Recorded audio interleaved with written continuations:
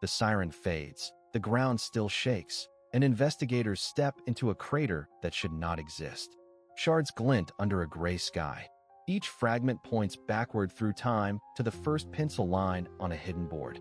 On the Baltic coast, engineers trace arcs across vellum. They do not speak of victory. They speak of range, thrust, drift. A pilotless aircraft must cross the channel. A rocket must leave the atmosphere and return on a planned curve. The V program begins as a set of problems.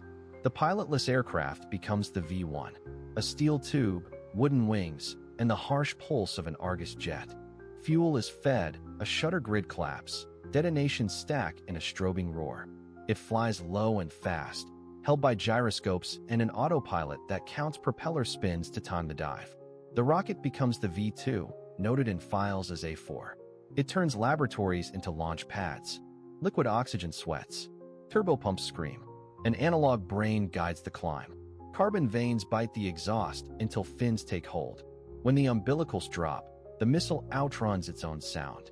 Blueprints demand metal, hands, and time.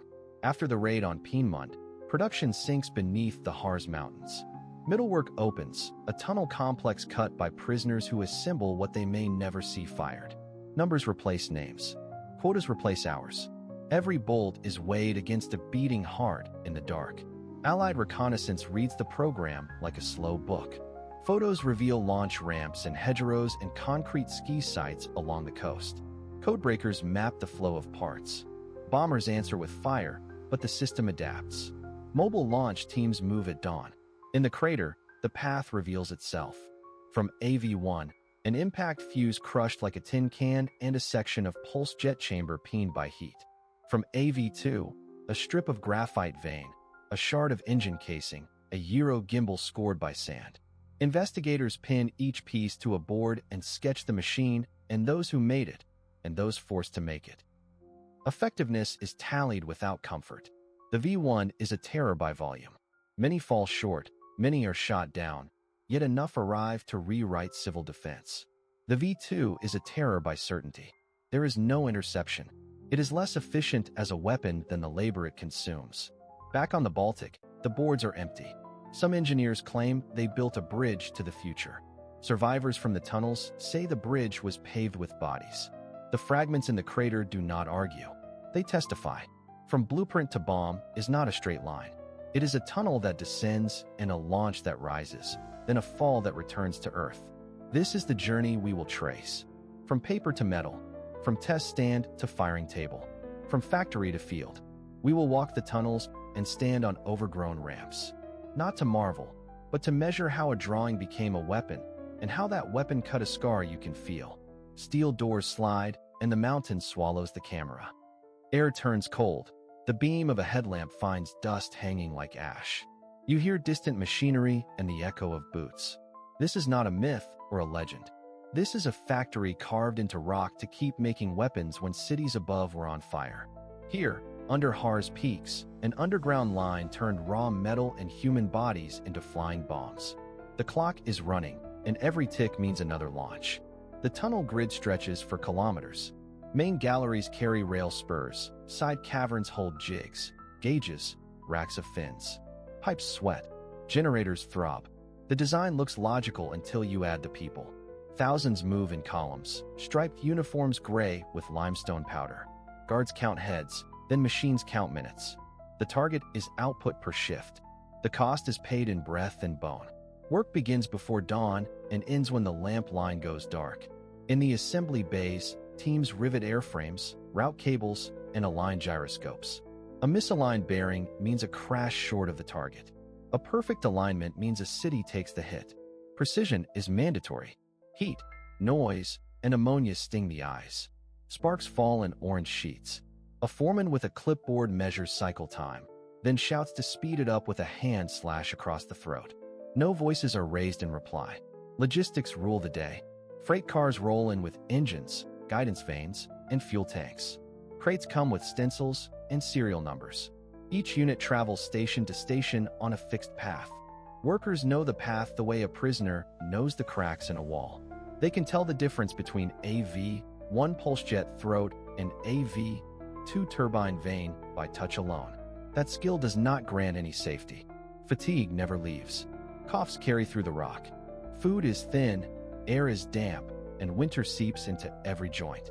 Accidents are normal. A falling hull breaks a foot. A spark near fuel knocks men to the ground. When a siren wails, it is not an air raid.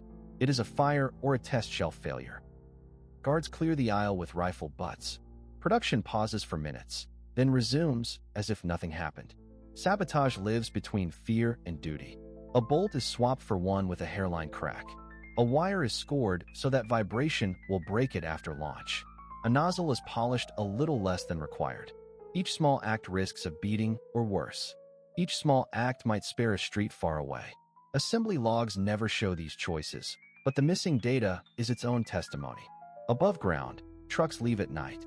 Convoys snake through forests to secret ramps and launch pads. The factory breathes out its product, then inhales new orders. A board on a cavern wall tracks totals in chalk. Numbers grow. Lives shrink. The arithmetic is obscene and simple. Throughput against survival, cadence against hope. Allied reconnaissance photographs reveal the mouth of the tunnels and the camouflage netting that hides the rail yard. Bombers cannot crack the mountain, so the fight becomes one of rails and fuel. Even so, the line runs. The regime trades distance for protection, and the distance is measured in the time it takes a weapon to reach London, Antwerp, or a pier where dockers unload bread. The camera lingers on hands. Grease under nails. Scars from clamps. A wrist tag with a number. No speeches, only movement. A rocket fuselage glides past on a trolley.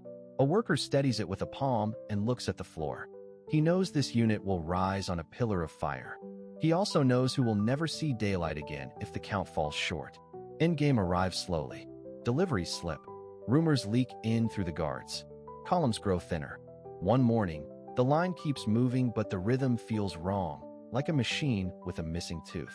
When evacuation orders come, it is chaos without mercy. Some are marched out. Some hide inside shafts.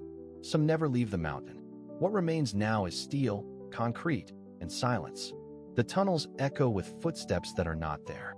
Fragments lie in display cases above ground, hot metal long cooled, serials stamped by hands that paid for each number. The lesson is hard and blunt. Technology without conscience is a tunnel that always slopes downward.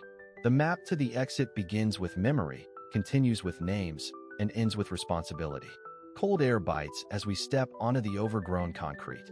The launch ramp is silent now, but the purpose of this place was pure calculation. The V1 and V2 did not hunt like predators. They navigated like machines, their paths etched by gyroscopes, servos, and arithmetic measured in fractions of a second. Start with the V1. Beneath its thin skin sat a small forest of brass and steel. A vertical and a lateral gyroscope held the missile steady, resisting crosswinds with stubborn persistence. A barometric altimeter fixed the crew's height, nudging elevators through pneumatic servos to hold the lane through cloud and flak. At the nose, a tiny windmill spun from the rush of air. Each turn drove an air log counter. Every tick was distance. When the counter reached a preset number, fuel was cut. The pulse jet coughed, the nose dipped, and gravity finished the job. No pilot, no radio link. Only a mechanical promise kept to the end. But the V1 wandered when winds were strong, and its impact ellipse could swallow streets. Engineers pursued stability with tighter tolerances, better bearings, improved trim before launch. The guidance was not seeking a house. It was seeking a map coordinate, as if through a fog. Good enough for terror, rarely precise. Now the V2. Where the V1 skimmed, the rocket vaulted. In the launch bunker, crews spun up gyroscopes in their frames. There were a prelude to violence. Two integrating accelerometers fed a guidance computer that compared reality to plan. As propellant roared, vanes in the exhaust and aerodynamic fins tugged the rocket toward a calculated pitch and yaw. It was not the destination that was commanded, but a velocity vector and a cutoff moment. When acceleration and time matched the program, valves slammed shut. In that silence, the arc was set, and the missile coasted above cloud and defense toward the target. Radio updates were tested but proved vulnerable, so autonomy ruled. The system demanded precision from fragile components in a world of mud and cold. Crews kept the gyros warm, shielded them from vibration, checked pendulums, and wiring with ritual care. One loose screw could tilt a trajectory by miles. Still, when the guidance held, the result was brutal. No warning, no siren, only a crater that arrived faster than sound. Fragment analysis tells the rest. Curved skin plates from AV, one speak of low-angle dives and inconsistent terminal attitudes. Cast steel from AV, two fin bears heat scoring that hints at a steering correction seconds before cutoff. Reconnaissance photos show the scatter tightening as crews refined alignment routines and as survey teams improved launch azimuths chosen from hedgerow lanes and forest rides. What did the system seek to achieve? Predictability, repeatability, a cold chain from factory bench to target grid. The real secret of guidance was not a single clever device. It was the disciplined marriage of sensors, spin, and schedule under field conditions designed to break them. Here on this damp concrete, the math is gone, but the geometry remains, written in rust, in distances, in the clean line from horizon to impact. The forest looks ordinary until the map overlays appear. Tree lines become grid lines, and the clearing ahead resolves into geometry with intent. We step off the path and the ground begins to speak. There is a rectangle of poured concrete, scarred and thinly veiled by moss. Rusted anchor points outline the platform where a launch table once sat. A shallow trench runs away into the trees. It carried cables and fuel, and now it carries rainwater and leaves. Nothing about this place announces itself, yet everything here once pointed upward with lethal precision. Move closer, and the pattern sharpens. The platform faces a fixed azimuth, chosen to match a flight corridor across the sea. Crews would have arrived before dawn. Trucks brought the sections. Men in gray carried fins, fuel, and warheads through the dark, speaking in code words and numbers. Each step had a checklist. The engine had to be primed, the guidance system set, the angle confirmed. Failure meant delay. Delay invited discovery. Look to the edge of the clearing. There is a low bank of earth that forms a horseshoe. It shielded the crew from the first seconds of ignition, and it concealed movement from the air. Underfoot, broken slag crunches. It is not natural stone. It is the residue of hurried construction, done to a plan that had been mirrored across hundreds of forests and fields. The forest does not care about plans, but the forest remembered. Roots lift the corners of the slab, yet the slab remains. Follow the trench toward the trees, and you arrive at the ruins of a revetment. Walls of compacted earth once held a missile on its side, while technicians inspected joints and seals. You can still see the drainage gullies. Rain is the enemy of precision, and this war machine feared mud as much as enemy fighters. A few meters on there is a depression that once housed a generator. The silence today belies the noise that filled this space. A hammering engine, shouted numbers, a final call to clear the area. Stop and listen. A woodpecker strikes a dead limb. In another season, that sound would have been drowned by aircraft hunting for shadows that did not fit the forest. Reconnaissance photographs fixed these sites, frame by frame, until a single path through the trees betrayed a launch lane. The crews could hide the machine, but they could not hide geometry. The path is still here. It is a narrow tunnel between trunks that hooks to the east, exactly as the drawing said it should. At the far end of the lane lies a crater, softened by decades of pine needles. It is not from a weapon. It is the remnant of a quick demolition, the kind executed when a unit had minutes to abandon position. A line was cut, a charge placed, the table shattered. The mission never happened. Or perhaps it did, and this crater marks a later strike. War compresses time until cause and effect knot together. What remains is an absence that you can measure with your feet. Stand on the platform again. Imagine the final minutes. The ignition order rides a chain of command. The forest holds its breath. A flame pillar tears the air, and a shape the length of a bus leaps from steel into empty sky. For a heartbeat, the sound is pure force. Then the canopy swallows it. The machine rises beyond the trees, and the clearing returns to stillness. The launch pad waits for the next convoy. The geometry remains. The war moves on. The forest endures. This is the pipeline of the V weapons. It begins far from any launch ramp. Iron ore is melted into steel for casings and fins. Copper is drawn into hair-thin wire for the guidance harness. Graphite and alcohol are refined for engines that demand exact mixtures. Nothing is simple. Every bolt, every valve, every gyroscope must move on time or the rocket never leaves the ground. Fuel is the first choke point.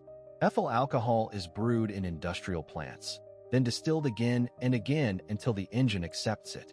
Liquid oxygen is rushed from cryogenic towers at night, sealed in silver tanks that bleed vapor. Hydrogen peroxide is concentrated until it hisses at the touch. These fluids are lethal to store and worse to move. Trains run blacked out, guarded, ready to dump cargo at the first sign of a raid. The people in this chain carry the greatest weight. Forced laborers file into the tunnels before dawn, past guards and dogs, into air that tastes of dust and oil. Some assemble turbopumps by hand. Others fit control vanes and wiring looms while standing on scaffolds that shake with every hammer blow. A few find microscopic ways to slow the machine. A misaligned bearing here. A hair of grit in a valve there. Sabotage that looks like fatigue. Above ground, dispersal rules everything. After each bombing raid, workshops split like cells. One town machines nozzles. Another trims fins. A hidden farmyard fits warheads. Trucks and narrow-gauge trains stitch these places together. Drivers memorize back roads and never carry a full manifest. If a convoy is hit, the loss is painful but not fatal. The chain flexes, then closes over the wound. Yet speed kills quality. A rush seal leaks. A cracked weld grows. A guidance unit packed in straw shifts on a corner and drifts out of calibration. The mathematics say the weapon will range a city. The defects turn that arc into a scatter of arrivals. To the target, it is terror. To the supply officers, it is waste measured in tons of metal and lives. At the launch sites, crews meet the end of the chain with ritual care. Tanks are iced. Lines are purged. Timers are checked with gloved hands. A final call travels back down the line by radio and courier. Are the next trains moving? Are the tunnels still working? The chain runs until it is cut. The answer decides the tempo of fire that night. All along the route, people make choices. Some tighten bolts that they know will send steel into a street. Some pass messages to partisans who wait by a culvert. Some do both and pray that one cancels the other. The camera returns to the rail line and the wind in the pines. The pipeline is moving again. Somewhere downrange, a crater will prove that it worked. Somewhere uprange, an empty bunk will prove what it cost. The field is cold and quiet at dawn. A chalk circle marks the crater rim. We begin with the fragments that the rain has pushed to the surface. Each piece is a sentence. Together they form the record of an impact. I lay out a grid and start the slow harvest. Curved steel tells me the body diameter. This is not random scrap. The arc matches a known airframe. The metal carries fatigue striations that speak of high vibration. A pulse of thrust. A long glide. Then sudden shock. A rib shows spot welds spaced in a pattern that does not match peacetime industry. The seams are rough, as if hands were rushed and exhausted. Under magnification, the bead is uneven, the heat-affected zone narrow. Production under pressure. Production in darkness. A shard with paint gives the next clue. Primer, then a layer of field gray, then a wash added in haste. Under the layers I find stencil ghosts. Faded digits align with a lot number. I check references and narrow the factory origin to a mountain plant where forced labor built the casings. The nose section does not survive intact, but the fuse remnants do. The brass is torn outward, which means the explosive train functioned. The detonator cup carries a tiny burr from a tool change. That tells me late war adjustments, when supply chains broke and machines went uncalibrated. In the soil core, the chemistry shifts. High nitrates from the explosive. Microscopic aluminum flakes from the body. A smear of phenolic resin suggests a destroyed guidance component. I turn a fragment and catch the edge of a gyroscope gimbal. The bearing race is pitted. It would drift. A weapon meant for terror, not accuracy. I map fragment density. Heavy parts travel farther along the flight line. Light skin stays near the crater. The ellipse points back to a launch bearing over the horizon. From that bearing, I can infer the launch site family and the window of firing. Civilians carried these pieces to cellars for years. I visit a house and measure a turbine blade kept on a shelf. Its length and chord point to a specific engine variant. The blade root shows overheating. The engine ran hard. The climb was marginal. The guidance fought the wind. At the crater lip, I find rolled earth in a crescent. That is the signature of a shallow angle strike. The bomb hit while still powered. The pressure wave took glass and breath from a street of houses. The casualty ledger confirms it without sentiment. I do not chase myth here. I chase evidence. Steel, resin, soil, numbers. Every gouge is a verb. Every rivet pitch is a tempo. The diary is not written with ink. It is cut into metal by speed and fire. We read it so that the act cannot repeat itself unseen. We read it because the fragments still speak. In the lab, the spectrum fills gaps. Manganese runs high, proof of late war alloy swaps. Soot on one shard traps autumn pollen, fixing the season of attack. Dawn lifts over a coastline bristling with listening posts and radar masts. High above, a mosquito crosses the channel alone, cameras humming. In a quiet manor house, photo interpreters wait with rulers and grease pencils. They read shadows like signatures. A line from a blast pen, a curved scar that hints at a launch ramp. Findings are plotted and cross-checked against previous runs until a pattern hardens. When the first pilotless weapons begin to fall, the pattern seems arbitrary, a storm of metal and fuel. It is not. Analysts stitch together impact maps with tide tables, wind data, and testimonies. Deception officers join the circle. They propose to bend the stream. Reports are massaged, coordinates nudged south and east, so that enemy range tables drift away from city centers. Night by night, the fall line creeps toward empty fields and estuary mud, and fewer streets vanish before breakfast. The response grows teeth. Tempest and Spitfire squadrons loiter along the coast. Controllers vector them using a chain of radar and spotter posts that can pick a pulse engine out of clutter. Pilots learn a brutal art. Climb into the slipstream, tip a wing under the drone, and roll it off course. On the ground, belts of anti-aircraft fire are timed and layered to build a moving wall of steel. Upstream, the cameras find factories under hills and tunnels bored into the earth. A single photograph reveals a stub wing shape on a trestle. A young woman at the interpretation table matches it to a rumor from a prisoner interrogation. The file gets one word in red pencil: priority. Plans shift. The target is no longer just a ramp in a forest. It is a network that must be harassed until it cannot breathe. Night raids follow. Crews fly through searchlight cones, guided by beams and radio signals laid across the darkness. Bomb lines walk toward assembly halls, depots, and rail yards. Civilians are in the blast radius. At dawn, the mosquitoes go again, counting holes, measuring scarring, confirming whether last night brought a few more quiet mornings. The enemy adapts. Launch sites scatter, ramps sprout like weeds, facilities retreat underground. So the Allies adapt faster. Dummy fires burn in marshes to lure guidance. Mobile decoy beacons mimic city reflections. Patrols retrieve fragments from craters, catalog numbers, and fuel residues, then feed the data back to the map. Every component becomes a thread to pull. By winter, the sky is a contest of observation and denial. Reconnaissance, deception, and counterstrike form a single rhythm. See, mislead, strike, repeat. Under that cadence, the weapon that promised terror meets a machine that learns. And the city that should have been ash waits for the sound of another engine that never arrives. Silence becomes a victory counted one night at a time. Survivors speak in steady tones that carry the weight of stone. They describe the air in the tunnels as heavy, a taste of cold dust and oil that never left the tongue. A siren meant a new shift, not safety. The mountain swallowed people and gave back parts, numbers, and silence. Work began before the body was awake and ended when the lamps cut out.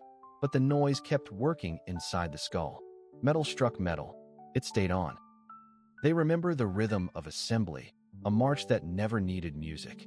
Rails sang with flat cars, crates were opened, and hands moved in patterns learned by fear. The body adjusted to the angle of the tunnel. Shoulders narrowed. The breath shortened.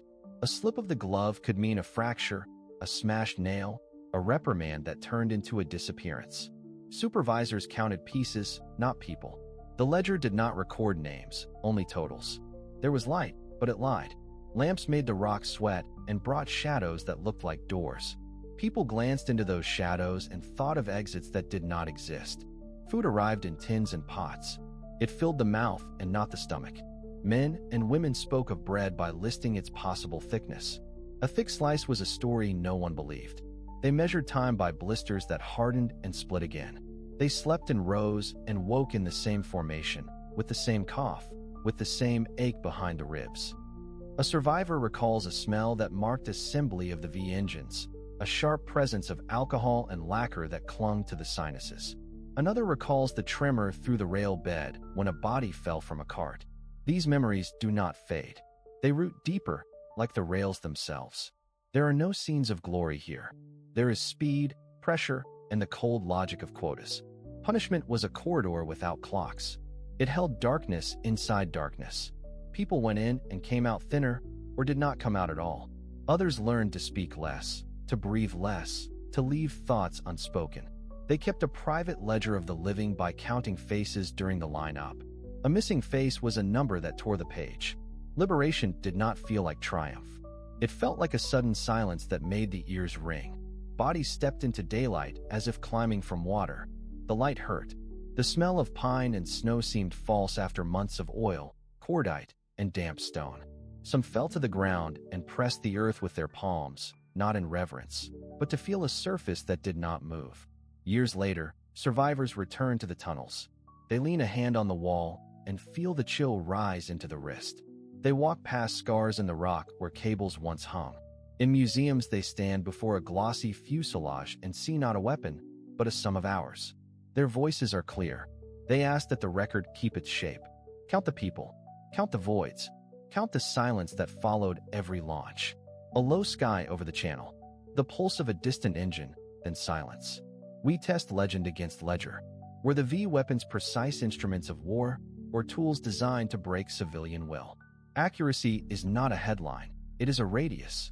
Circular error probable states what share of shots land within a circle. The V1 was a flying bomb steered by a gyro and a counter on the propeller hub. When the counter reached zero, the fuel cut and the airframe dropped. It could be aimed at a city, not at a doorway. The V2 crossed the sound barrier, guided by gyros that drifted with heat and vibration. Missed distances often reached hundreds of meters. A V2 carried roughly a ton of high explosive. Bomber formations delivered many times that per rate. Yet the V campaign pulled Allied resources sideways. Fighters chased launch crews. Guns redeployed to a moving front in the sky. Cost to the attacker climbed as well. Each launch consumed scarce fuel, precision valves, alloys, and thousands of coerced labor hours in the tunnels of middle work. Walk this street with me. Bricks bow outward. Windows are gone.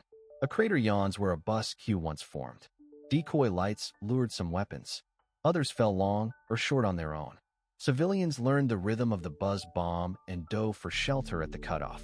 With the rocket, there was no rhythm, only a slap of overpressure and the drift of dust. Propaganda crowned these devices as retribution. Data offers a colder view. Many V1s were destroyed before landfall.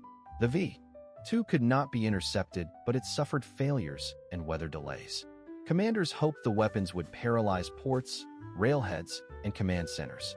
Reports record disruption and casualties, but few lasting effects on logistics or strategy. The terror was immediate. Parents sent children to the countryside. Night workers hesitated at factory gates.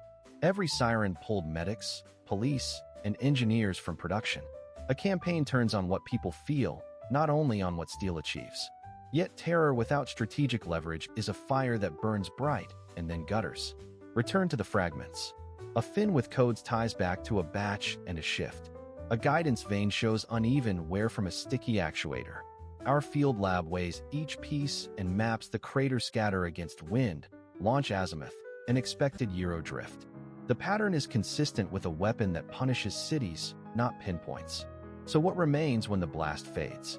The V1 and the V2 prove that range and speed can bypass a front line. They did not prove that fear can replace accuracy. As precision weapons, they failed their promise. As instruments of terror, they succeeded briefly, at terrible cost to their makers and their victims. In war, effectiveness is measured in arithmetic and in hearts. And here the balance tilts toward myth. Dawn over London shows a city stitched with scars. We begin with a street map pinned to plywood, layered with pencil arcs and red pins. Each pin marks an impact, not just a point but a story of trajectory, timing, and damage. V1s announce themselves with a harsh buzzing, a pulse that builds, falters, cuts. Then gravity finishes the job. V2s give no warning at all. The first sign is a shock wave that folds windows like paper and slaps the chest hollow. Our task is to turn chaos into lines. The survey teams move fast. Tape measures snap across crater lips. Compasses lean over shattered curbs, and clinometers read the angle of gouged brick. With every measurement, we trace wind drift, engine cutout, and approach direction. Shrapnel speaks too. A fin fragment buried in plaster points back along the flight path. A wiring harness scorched black tells us which fuse chain worked and which failed. We bag and log, then pass the finds to analysts who read metal the way librarians read ink. By late morning, the pattern sharpens. V1 impacts cluster along corridors that shadow the Thames, as if the river were a steel rail guiding the drones inland. Blast radii overlap into a grim Venn diagram. Barrage balloons hem a few corridors, anti-aircraft sites close others. The drones swerve when pushed, then fall when luck or flak runs out. Antwerp is a second book in the same language. The port is the prize, so the craters ring the docks like the bark of a felled tree. We walk cobbles powdered with cement dust and note where masonry sheared and where steel buckled. V2 strikes are rounder, cleaner, they're shock carving bowls in the earth. In warehouses, we review photographs shot from rooftops minutes after impact, steam still venting from ruptured mains. Timelines matter. If a series hits in a steady rhythm, launchers are cycling well. Breaks and lulls hint at shortages, repairs, or raids upstream. We map beyond the headlines. Hull, Manchester, Liège, and small towns whose names never made the papers all give us data. Files stack high with bomb census sheets and witness cards. A woman remembers the way birds lifted a second before the blast. A tram driver marks where the rails kinked. These edges of memory anchor the science. By evening, we stretch thread across a master chart and backplot azimuths. Lines converge toward launch belts in the Low Countries. Rail cuts and resistance reports overlap the same grid squares. The map becomes a field order disguised as cartography. Send fighters to these sky lanes. Task reconnaissance here at first light. Shift searchlights and guns 2 miles east. When darkness falls again, the city waits.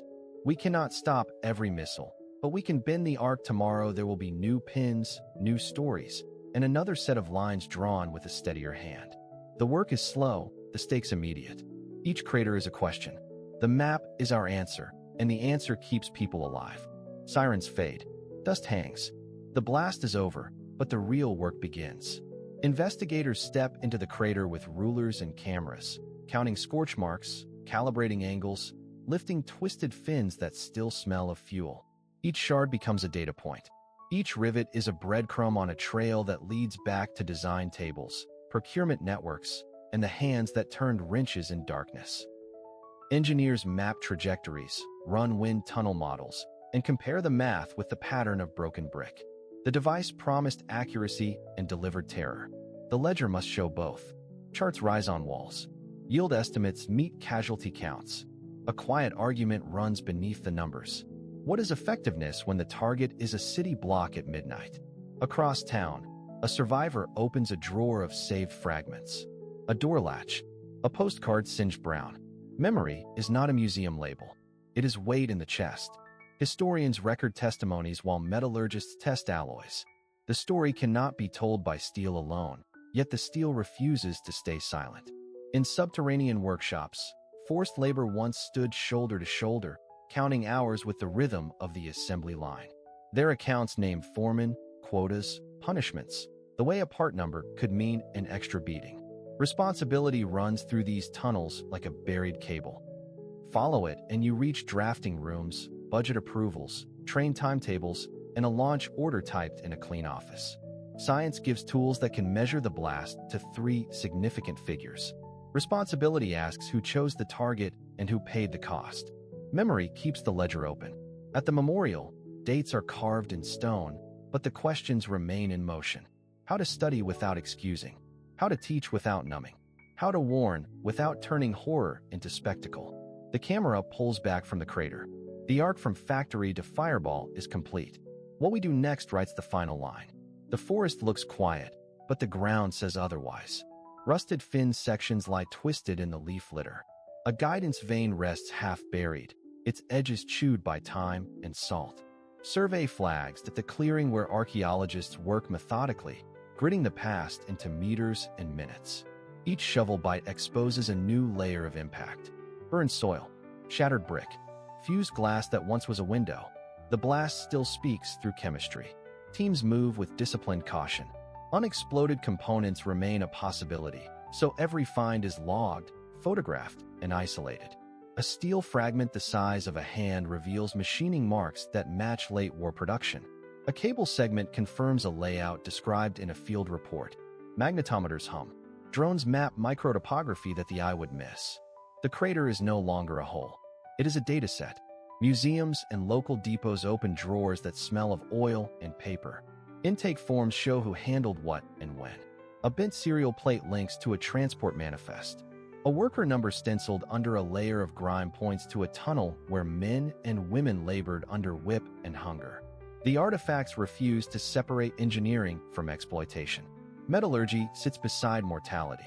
Residents remember where roofs fell and where sirens failed. Ground radar scans a garden that had splinters for decades. A child once pocketed a shard that cut through a school bag.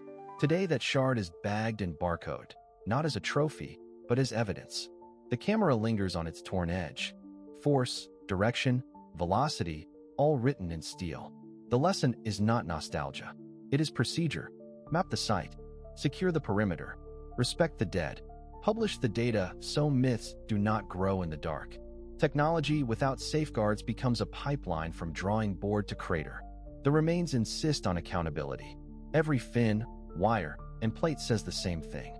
A man opens a dusty trunk and lifts a faded battle flag, fabric stiff with age, insignia unclear. The room tightens. This is not a souvenir. It is a missing page that demands a name. Method first. Lay the textile on a neutral surface. Photograph both sides. Record dimensions, stitch pattern, color bands, and depot marks. Bag a thread sample for non-destructive analysis. Magnification shows field repairs and a corner cut and restitched, likely replacing a torn grommet. Along the hoist sit 5 faint ink stamps that resemble late war depot codes. One ends with the number 7. Another reads like September. Fluorescence suggests a cotton blend from a specific supply chain. Trace the path. The trunk label lists a port and a date near the end of hostilities. Shipment records confirm a convoy, then a quartermaster depot. An estate sale moves the trunk in the 70s to an antique dealer. Years later, a private collector buys it. Now battlefield context. Cross-check unit rotations for the month on the stamp. Map engagements within 3 days of that week. Search after action reports for flags seized from command posts. One report describes a short fight that overran a signals detachment. A note mentions a banner cut down by a corporal. Coordinates point to a farmhouse crossroads. Go there. The field is new, but the hedgerow still rides the contour. A detector finds corroded fasteners near a shallow depression. A shard of ceramic hints at a broken insulator. Farm records survived. In a ledger, the owner wrote about soldiers, smoke, and a flag dragged through mud. The corporal must be real. Muster rolls list for corporals that week. One shows a field promotion 2 days later and a hospital entry for concussion. His service number matches a stencil along the flagpole sleeve when rake light catches it. Call the family. Caution first. We do not ask to tell a story. We ask for validation. They share a photograph of a young non-commissioned man beside a torn banner. The top seam matches the restitched corner. The mud streak aligns with our textile. Ethics set the next step. Provenance must be stronger than a hunch. We compile a dossier with images, lab notes, shipment data, and unit reports. An independent curator reviews the lot and writes an opinion. Plan the handover at the family home. No ceremony, only witnesses who matter. The curator explains the findings. I read the ledger line from the farmhouse. A grandson touches the frayed edge and pulls a breath. The flag does not erase grief. It restores a line that was cut. Afterward, we transcribe everything. Coordinates, names, methods, margins of error. The flag is not a trophy now. It is a primary source with a place, a time, and a man. What began without a name becomes a chapter with verified anchors. The work ends in a living room, with the past indexed to the right family. The record stands. We start with the cloth. Plain weave wool bunting, medium weight, with a selvage. Stitching is uniform by machine, 6 to 7 per centimeter, broken where field repairs yank the line. Under raking light, a shadow emerges where a tag once sat. Adhesive residue, right angle, 2 nail bites. We check the header. Cotton tape reinforcement, 2 brass grommets, 1 deformed. Inside the tape sits a smudge of blue ink. Ultraviolet brings it back. 2 lines, a maker code, then a depot stamp with a year. The font matches period dies. A good sign, not proof. Next we hunt for unit marks. Flags often carry nothing, but field units improvise. Along the hoist, beneath a repair, there is charcoal scoring. Not letters, numbers. We dust with rubber crumbs and lift an imprint. 3 KP, 2 BTL, then a truncated field post number. That sequence suggests a 3rd company of a 2nd battalion. Field post tables can anchor that to a regiment and a place. We open wartime lists. Field post numbers are the spine of the army. The digits align with an infantry regiment that fought a river crossing in autumn. Logs from both sides mention a captured color on the east bank during a night withdrawal. Our flag shows the same blackened edge expected from flare ash. Pattern and moment begin to converge. Now the chain of custody. Inside the grommet sits a sliver of waxed cord. American quartermaster tags used it. We photograph the fibers and match the twist to surviving tags in a local museum. Shipping manifests list a bundle of enemy flags crated in late winter from an advanced depot to a stateside port. One manifest carries a crate number that also appears, faintly, in graphite on our header. Not elegant, but a link. False trails appear. A post-war collector pinned a name in ballpoint on the reverse. We test the ink, modern dye base, not wartime. Discard. Another stamp reads souvenir. The typeface reveals a cheap set sold in the 50s. Discard. What survives is older, messier, more convincing. We return to the charcoal numerals. The regiment's 3rd company lost its guide during that river action. The after-action report lists 2 runners missing. One runner's pocket log mentions tying a flag to a fence post to mark a rally point. Both men vanished in the same hour. If the flag fell there, it tracks with the capture note and the shipping timeline. This is not an emblem now. It is metadata made of cloth. Every stitch points backward, toward a man who carried it through water and smoke. We have enough to name the unit, place the night, and close the circle from hands that raised it to the family that waits for it to come home.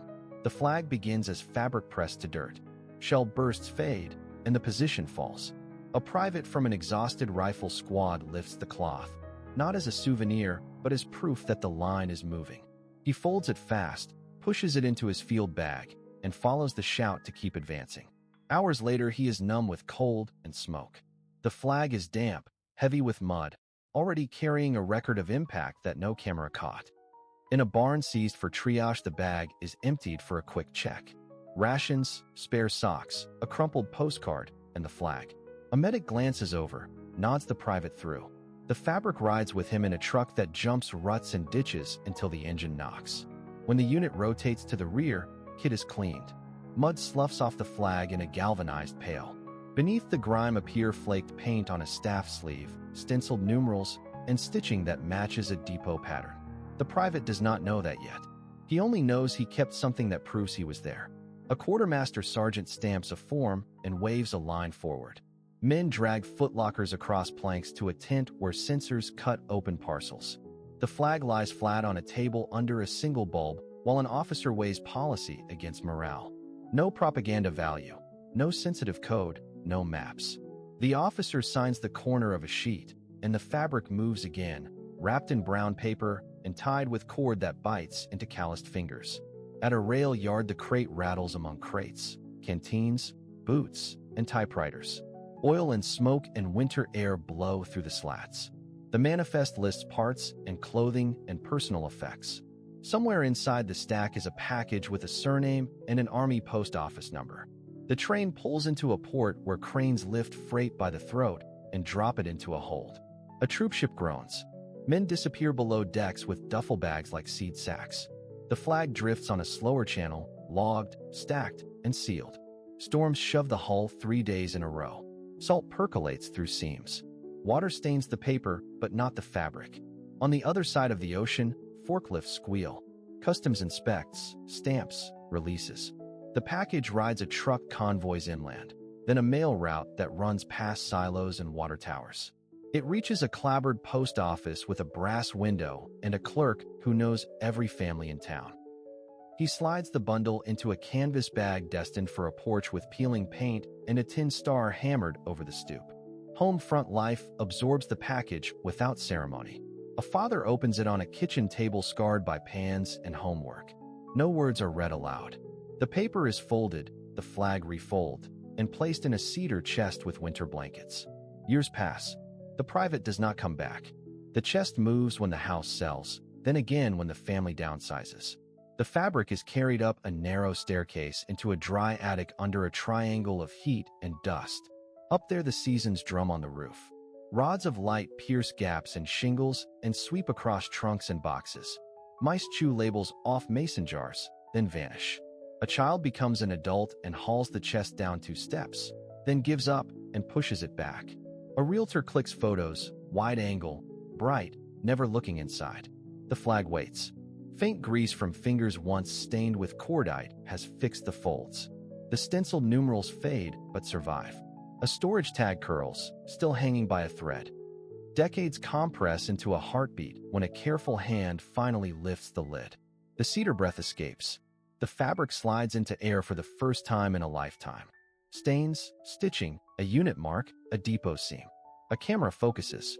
A notebook opens. The journey that began in shock and momentum ends in quiet clarity. What felt like a relic of victory becomes a record of movement, a ledger line through systems and chances, from a trench to a table to a chest to an attic. Now the path can be reversed. Now the work of return can begin. I start with what can be proven on paper. The flag is silent, the documents are not.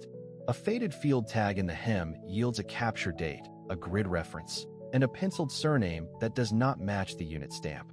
War diaries are blunt instruments. In the battalion diary, I find an entry at 16:20 hours. Enemy position overrun, 1 company standard seized. The grid square matches the tag. A second line notes the standard was forwarded to the rear underguard. Captured material moved through collection points to a processing depot. Each handoff created paper. I scan index cards, requisition forms, and carbon copies. A serial number repeats across 3 forms. It links the flag to a wooden crate, and that crate to a truck manifest. The manifest is routine and therefore gold. Departure 0430. Route via milepost 41. Load. Mixed captured items. At the bottom is a signature repeated in a depot photograph. Depot records are precise. Items were weighed, measured, and assigned to a shipment class. Flags were logged as political items and locked in a steel cabinet. A clerk typed the cloth had soot in the weave and a tear along the hoist. The cloth shows both. Paper and object begin to converge. From the depot, the chain splits. Intelligence evaluation or trophy distribution. Intelligence means an analysis report and a retention order. Trophy means a plane or a ship and a customs declaration. I find the customs form first. The crate number appears again, matched to a pallet loaded at an airfield 3 days later. Destination, a rear area postal zone. The receiving officer has the same surname as the penciled note on the tag. Now the diary of the rear area unit picks up the thread. The surname appears in a roster, then in a casualty line. Wounded by mortar fragments while escorting convoy. Transferred to field hospital and evacuated. His effects were sealed and shipped. I follow his effects because effects were audited with care. Inside the list is an entry that should not be there. 1 cloth standard of enemy origin. The trail tightens. The effects bag reached a stateside base. The bag was opened for inventory. 2 items were removed for evidence. The cloth standard remained and was released to next of kin with the rest of the belongings. The signature on the release form matches a family name on a headstone in a small cemetery. I verify each step against shipping logs and unit returns. 1 source is noise. 3 sources make a line, and I move. The last document is a letter from a quartermaster office to a local postmaster, confirming delivery of a war effects parcel requiring signature. That hand appears again in a ledger that notes a visit by a woman collecting a parcel after a telegram. The parcel number matches. There is no room for legend. The path of the flag is not romance. It is ink numbers, names that endured fire and time. The paper is a map that ends at the doorbell and someone who waited. The table is bare except for the flag, a caliper, a loop, and a cold beam of light. Canvas breathes out faint dust. The stitching is uneven. The red has rusted toward brown, and the pole sleeve is torn at the seam. I start with the largest clues and move inward. Size, fabric, thread count. The cloth is wartime cotton, coarse but strong. The weave confirms a production run from the mid-years of the conflict. That narrows factories in months. I turn to the pole sleeve. There is a block of ink, faint but present. Under the loop, the characters resolve. Not a name, not a slogan. A short code of letters and numbers, followed by a small circle stamp with a device that looks like a wheel. Ink has bled into the fibers, which means a porous pad and an unsealed stamp head. That is consistent with hurried field issuance rather than parade stock. I do not trust any single clue. I log the code in the worksheet and move on. The corner seam holds a second clue. There is a pencil scrawl trapped beneath the stitch line, just visible where the seam split. Pencil graphite does not lie if it has not been cleaned.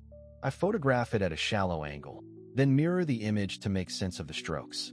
The scrawl is a 3-digit number, then a slash, then 2 letters.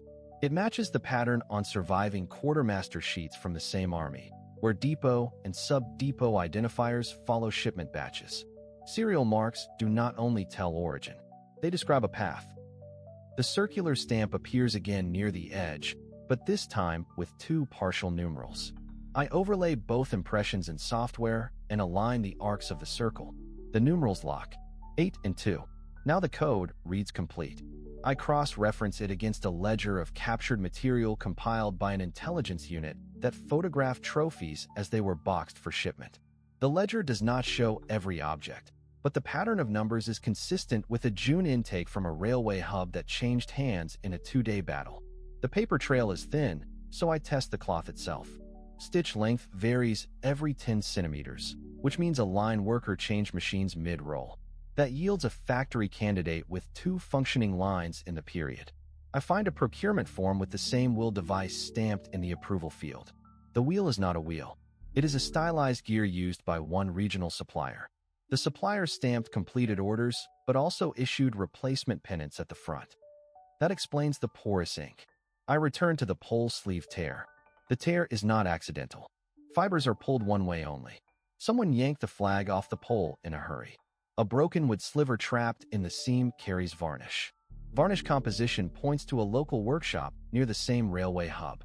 A photograph from the intake ledger shows a bundle of flags on a table, one with a torn sleeve and a varnished sliver still inside. The torn edge matches the angle of ours. The numbers, the stamps, the gear device, the varnish, the stitch cadence. Each thread confirms the others. The path sharpens. Factory to depot, depot to garrison, garrison to rail yard, rail yard to capture point to crate, crate to ship, ship to port, port to attic. The flag on the table is no longer a mute relic. It is a document that speaks in codes and fibers. The story now has coordinates, dates, and a chain of custody strong enough to bear a name. We thought the flag would speak for itself. It did not. Its fabric was sun-bleached and stiff, the inked unit marks half-eaten by time. Our first match came from a hastily typed list in a regimental log. Same battalion, same sector, same week. We celebrated too soon. A closer look at the handwriting style on the hem showed a different quartermaster than the one serving that unit. The thread count was right, the story was wrong. We drove to a farm where a veteran once lived, following a rumor that he brought home a trophy from a blown rail yard. The barn was empty, the family long gone. In the dust we found crates of rusted hinges and a postcard with a city name that had been renamed twice since the war. The lead felt warm for an hour. Then it went cold. Archival photos gave us a promising angle. A color shot showed a banner with the same diagonal stain. We zoomed in until the pixels broke apart. The stain turned out to be a shadow from a radio mast. We grew suspicious of easy overlaps. The shipping manifest from a port depot listed a package of captured insignia sent to a stateside museum. We called, wrote, waited. The manifest number was a transposition error. The crate had contained mess kits, not flags. A clerk apologized. We crossed another line from the board. A collector swore he had seen a twin to our flag at a flea market outside a garrison town. We found the seller. He unfolded a banner that looked close under weak light. In daylight, the weave and dye were modern. He shrugged and blamed memory. One witness insisted a sergeant stitched initials into the corner after a crossroads fight. The initials matched a casualty from the same day. It felt like progress. Under a microscope, the thread glowed synthetic. Post-war repair. The wound in the cloth had been mended by someone who wanted the flag to survive, not by the man who died carrying it. Hope turned into data, then into a note in the margin. At a small archive, an index card pointed us to a sealed envelope marked personal effects. The envelope held only a list of items destroyed due to contamination. Among them a flag, no dimensions given. Destruction is also a form of record. We returned to the field where the unit had broken contact. The map placed a supply truck here, a medic post there. The landscape had shifted under roads and drainage ditches, but the wind still came down the same valley. We laid the flag on the ground and traced its frayed edge to the contours of a drainage lip. The fit was nearly perfect. Nearly. False leads hurt, but they narrow the path. Each wrong badge, each misread stamp, each witness memory that bends with the years cuts away what the story is not. The noise recedes. The flag remains, not as a trophy, not as a talisman, but as an object that resists guesswork. The dead end is a wall until it becomes a signpost. We pack the flag, mark the map, and choose the next turn with quieter hands. The work continues. The truth is owed. The flag lies on the table under flat light. Cotton, faded dye, moth cuts along the hem. On the canvas bag, we found a pencil note with a date and a town. The artifact is silent, but it points in many directions. Before we move it, we ask the first question. Who has the right to decide where it goes? A veteran brought it home as a trophy, recorded in a private diary, and wrapped away. His family kept it as an heirloom. The unit that fought under it lost men whose names live on in a registry. A museum can preserve it under climate control and give it context. The state that raised the unit may claim it as cultural property. No choice is clean. Every answer rewrites the past for someone. We map responsibility like a chain of custody. We test the story against documents. The shipping manifest lists an item described as captured flag. A photograph from the same week shows an identical tier pattern. Field orders confirm the unit number stenciled on the sleeve. With each link verified, ownership looks less like possession and more like stewardship. The artifact carries obligations. We contact the veteran family first. They did not take it to sell. They kept it because it was proof that a brutal mission had an end. They listen as we explain the unit match and the list of the fallen. Their home goes quiet. The family asks the necessary question. If this flag belonged to men who died, why is it in our living room? We reach the unit archives. Names, last letters, burial locations. The curator asks about conservation plans and public access. A historian cautions against removing all wartime trophies from the private sphere. Objects survive because people care for them. The task is to place them where they tell the most truth. We step back and test our motives. We are not judges. We are messengers. Our goal is to prevent the object from becoming a mute relic. It must be read. It must name the people connected to it. It must teach why the battle was fought and what it cost. The decision forms in stages. The family agrees to transfer the flag as a long-term loan to the unit museum, with a clause that the exhibit will identify the veteran who safeguarded it and the soldiers who served under it. The museum commits to publish the research, digitize the files, and notify the next of kin we have traced. On the day of the handover, we document everything. Condition images, accession forms, a clear note of provenance that includes uncertainty where uncertainty remains. The curator lifts the flag using gloves and a support board. There is no ceremony. There is procedure, and there is respect. Who owns memory? No single person does. Memory is a task that we perform together. The flag does not belong to a house or a vault. It belongs to the story that connects both. Today, that story becomes public, and the object finally does what it was made to do. It gathers people under one field of color and asks them to remember. Hold fast. Dust hangs over the work table. The flag lies flat, a rectangle of worn fabric, edges frayed by time and rain. Under raking light, the inked signatures wake up, strokes thick and thin, some steady, some broken by cold hands in a trench. There is no romance in this room, only procedure. I log the dimensions, the weave, the thread count. I map stains and tears like wounds on a human map. In the lower hem, I find a faint stamp, half crushed by a fold. I photograph it and pull the image onto the grid. Shrine seal, prefecture confirmed. The first axis is place. A column of names curves along the sun's circle. Many are common. One stands out. A family name paired with a rare given name used in one district only. I compare kanji forms with a handwriting atlas. The crossbar tilt, the pressure on the final stroke, the way a radical opens at the top. This is not an autograph wall. It is a roster. I tag the potential owner and mark every witness name that clusters around it. On paper, the next step seems simple. Link names to a field post number. In reality, field posts moved like smoke. I open wartime postal logs and trace the number inked near the hoist. It migrates from a training depot to an infantry regiment, then to a reinforced battalion sent to garrison an island that fell in late 1944. The manifest lists leave a thin trail. Replacement drafts, emergency transfers, missing bundles. I plot dates against the flag's material history. Sand abrasion matches a shoreline campaign. Salt marks line up with a monsoon month. A tear along the fly edge is aligned like a cut from shrapnel. Under magnification, fibers are fused and darkened. That is heat, not rot. I check action reports for indirect fire on the Unit's defensive line. One entry notes an enemy mortar strike that burned personal effects in a forward cave. The time window narrows. The probable owner became a casualty within 7 days of that event. The breakthrough waits in a place that looks too ordinary to matter. It is a school alumni newsletter from 1939, the last issue before UPS emptied classrooms.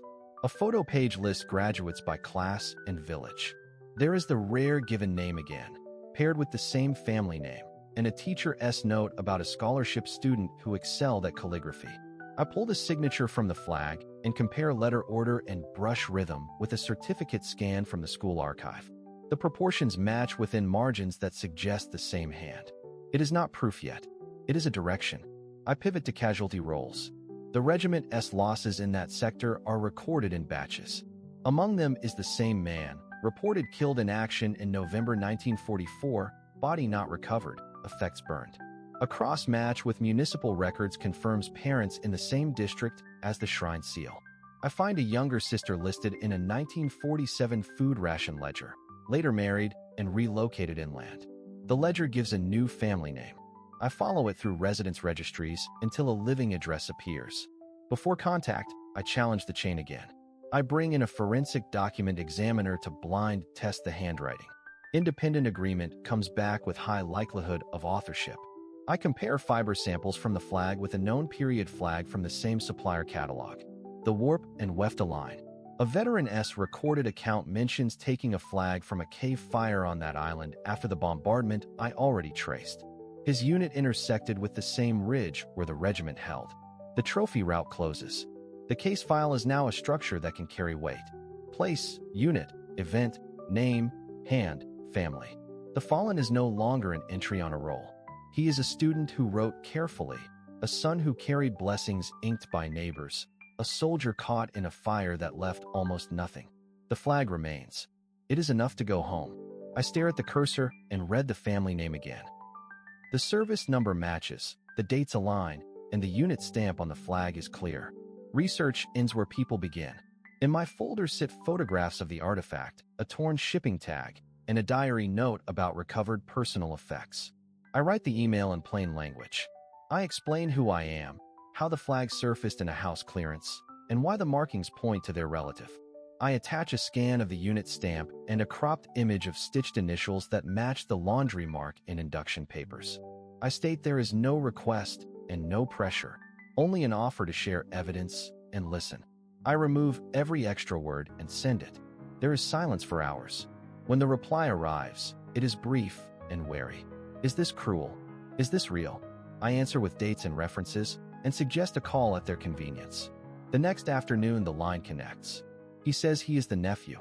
He asks how a battlefield flag ever left the field. I do not guess. I describe paths seen in other cases, from hurried collection points to confused quartermaster rooms. He asks what proves it belonged to his uncle. I cite the stitched initials, the matching laundry mark, and a supply form that lists his platoon and date. He is quiet for several seconds. When he returns, the voice is steady but lower. His mother kept a box of wartime letters. She has never opened it. He does not promise access. He agrees to receive a dossier and a chain of custody plan. He asks what I want. I say the goal is to correct the record and return an object that belongs with the family. A second call follows the next day. 2 relatives join. They ask about authenticity protocols, handover logistics, and how to avoid attention. I outline a simple plan. We meet at a neutral site. A notary witnesses the handover. The flag is inspected with gloves, photographed, and wrapped in acid-free paper. No media. There is a pause. Then the nephew says his mother is ready to see the flag. She wants to hold it once before any decision is made. I confirm a time and ask if they want a conservator present. We agree on a quiet room at the library. I close the folder and feel the shift from documents to people. Research becomes contact, and contact becomes responsibility. I pack the courier box, check the forms, and write a final confirmation. Somewhere a family prepares to open a door that has been closed for 80 years. Soon they will hold proof, and history will breathe. The train pulls out before dawn. The flag rides in a flat archival box on my lap, wrapped in acid-free tissue, banded with cotton tape. I check the paperwork again. Chain of custody forms. Export clearance. A letter from the museum that verified the unit markings. Everything is in order, but my hands stay tight on the box. Outside the window, fields smear into gray. Inside, the carriage hums.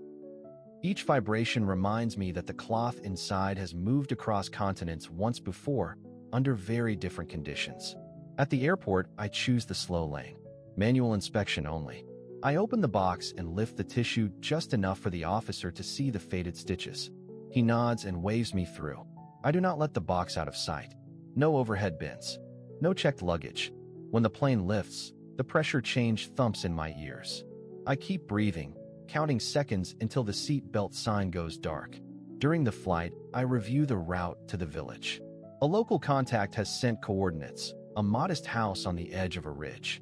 The family asked for no filming inside.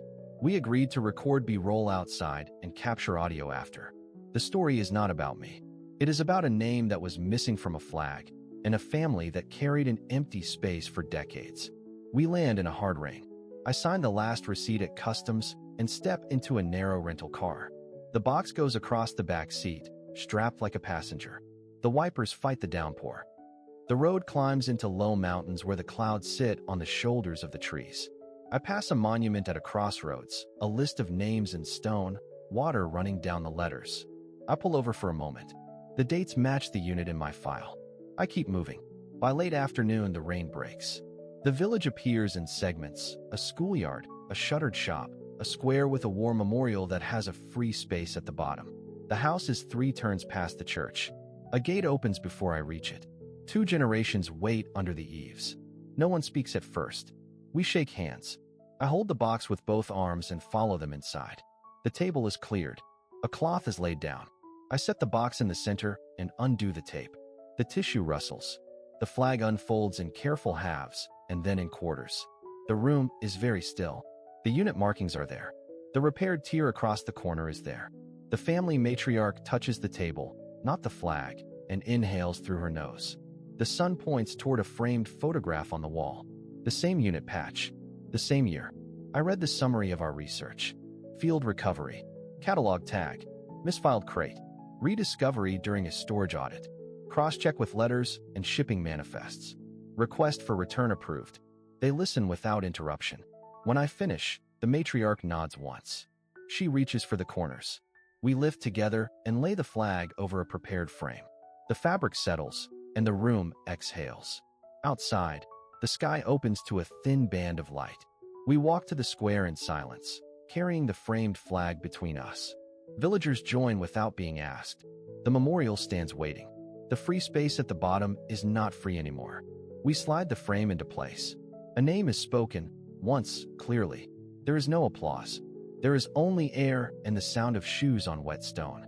The history in my hands is no longer mine. It is home. The hall is small, municipal, all hard edges and cold light. The flag rests in a neutral case on a table covered with plain canvas. No display boards. No fanfare. 2 chairs face each other with a narrow aisle between them. The air smells like floor polish and damp coats. Outside, rain needles the windows. Inside, time feels tight, like a strap drawn across a chest. The researcher stands first, shoulders set, voice steady. He explains the chain of custody, the battlefield pickup, the shipping tag from a depot, the attic where it slept for decades. He lays out the verification steps, the unit stencil matched to a roster, the faded ink corroborated by a quartermaster manifest, the photo of a flagpole stripped during withdrawal. He speaks in short sentences. Facts only. Across from him, the family listens. A mother with careful hands. A brother who never met the fallen man, he carries the look of him anyway. A daughter with a folder of clippings and a single school portrait printed too dark. They nod in fragments, absorbing each piece like a slow drip of cold water. The case clicks open. The cloth is heavier than expected. It has that stored smell: dust, old oil, cedar from a box meant for winter coats. The fabric shows stress points along the hem. There are repairs, field crude but competent. A corner bears the blunt shadow where a finial once pressed. Thread patterns match the template gathered from records. The researcher does not raise the flag. He does not stage it. He keeps it waist high, both hands supporting, edges folded inward, insignia visible enough to confirm identity, but not enough to turn the table into a pedestal. He names the place where it was taken. He names the names that were there. He says the date. He stops. The mother steps forward. She touches only the canvas cover. Her breath hitches, then steadies. The brother reaches for the manifest photocopy first, not the artifact, as if to brace himself with paper. The daughter watches the stitching. Her eyes track the repair thread.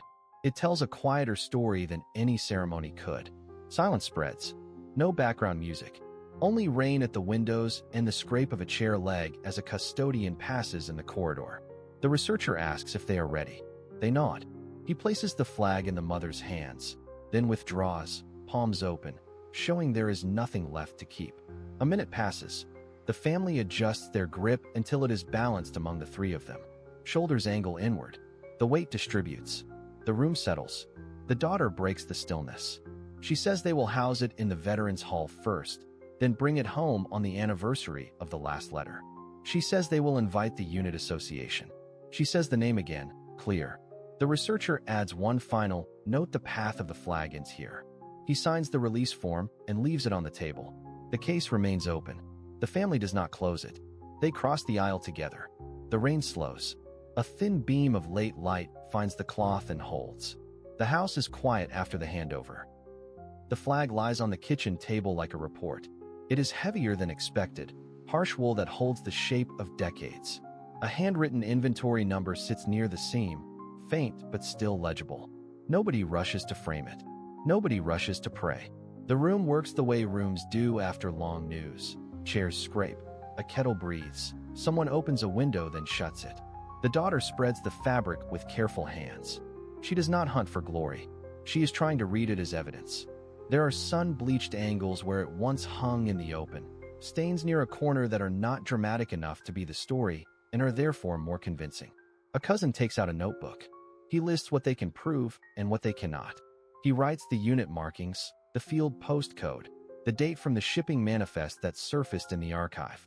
He says the only thing he can. They call the local historian because he knows how to talk about hard facts around the soft edges of grief. He arrives with a scanner and a cloth mask. He says the wool should rest flat for a week.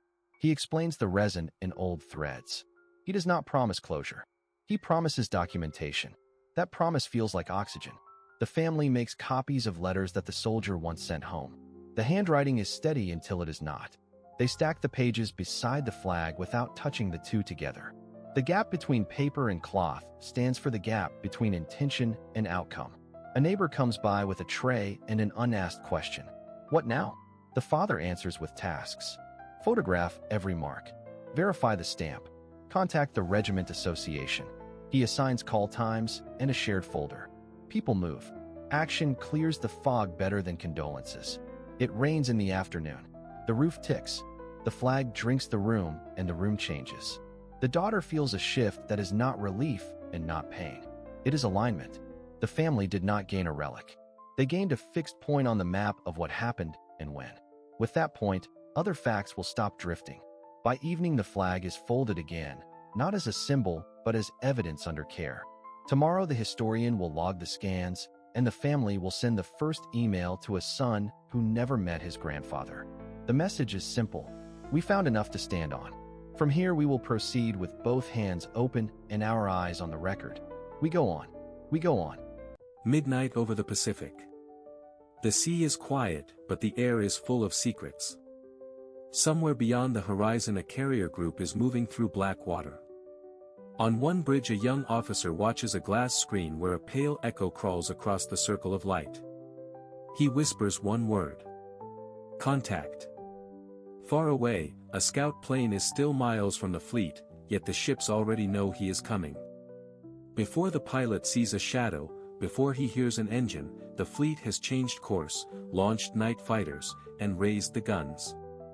The enemy believes the dark is safety. The enemy is wrong. That is the hook of this story. The invisible war of radiolocation began long before the first bomb fell, and it decided who would strike first, who would survive the night, and who would never reach the target. In this episode, we explore how the Empire of Japan had promising radiolocation sets and skilled scientists, yet failed to turn innovation into scale. We follow the chain from laboratory to ship to coastline, and we watch it break at every weak link. Factories lacked copper, precision valves, and magnetrons. Training schools could not grow enough technicians. Commanders argued over doctrine while runways and bridges burned. Meanwhile, the United States and the Commonwealth turned radiolocation into a habit. Destroyers sailed with sets as basic gear. Escort carriers scanned the sky every minute. Fighter direction became a language every sailor spoke. The result was not a single miracle device. The result was a living network that stretched from picket ships to island stations to plotting rooms and finally to the pilot's ear. When a formation appeared, the network reacted like a body with perfect reflexes. Eyes saw. Nerves signaled. Hands moved. And the blow landed first.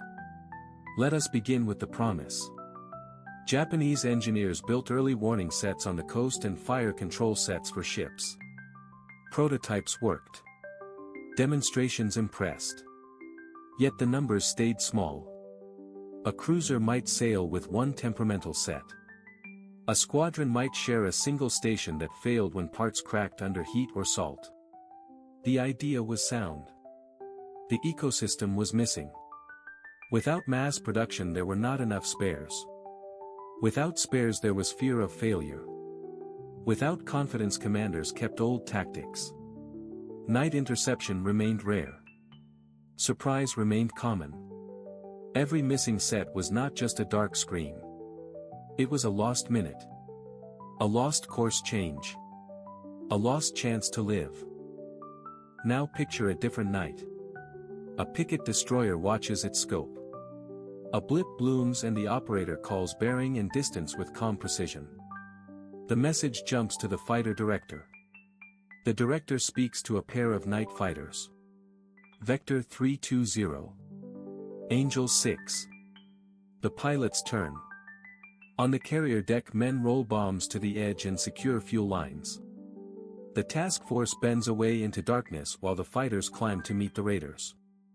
The enemy keeps faith with the moon and with luck. The defenders keep faith with numbers, training, and discipline. When the first tracer arcs across the sky, the battle is already decided by everything that happened in the last 5 minutes.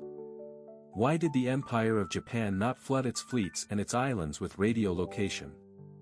The answers are hard and human. Strategic bombing tore holes in supply chains. Nickel, copper, and high-grade glass were rationed. Electronics factories were small and scattered. Skilled workers were drafted faster than schools could replace them.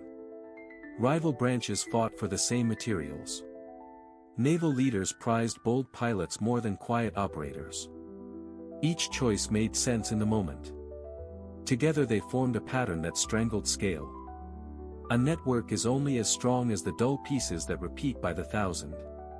Switches, cables, training manuals, spare tubes in labeled crates. The United States and its allies built that dull greatness. The Empire of Japan never did. In the next chapters we will test the counterfactual. What if every destroyer had carried reliable sets? What if every airfield had trained controllers with steady power and clear procedures? Losses would have risen for attacking bombers.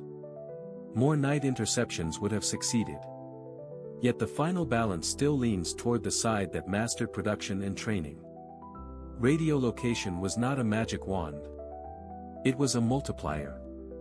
When tied to escorts, to convoys, to disciplined pilots, it became the silent hand that moved the battle where one side wanted it. Tonight we have seen how the invisible war began. Next we will look at engines that promised to outrun the storm. Jets and rockets. Dreams that roared on paper but starved in the real world. Imagine a runway near Tokyo in late 1944. Sirens fade.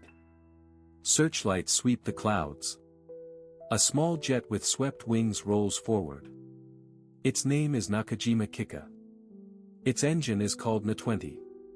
Ground crew hold their breath. The pilot opens the throttle. For a heartbeat, the future of Japanese air power seems to lift from the concrete. That is the hook. Could a fast jet or a rocket interceptor have stopped the night raids and the day raids that turned cities to ash? The answer is a story of speed, courage, and a dream without fuel. The engineers knew the enemy had altitude and range. The bombers called B-29 flew higher and faster than most fighters could reach. A conventional response looked hopeless. So a handful of bold teams sketched a different sky. One team pursued a compact twin-intake jet inspired by the Messerschmitt 262. They called it Kika, the Orange Blossom. Another team chased an even more radical solution.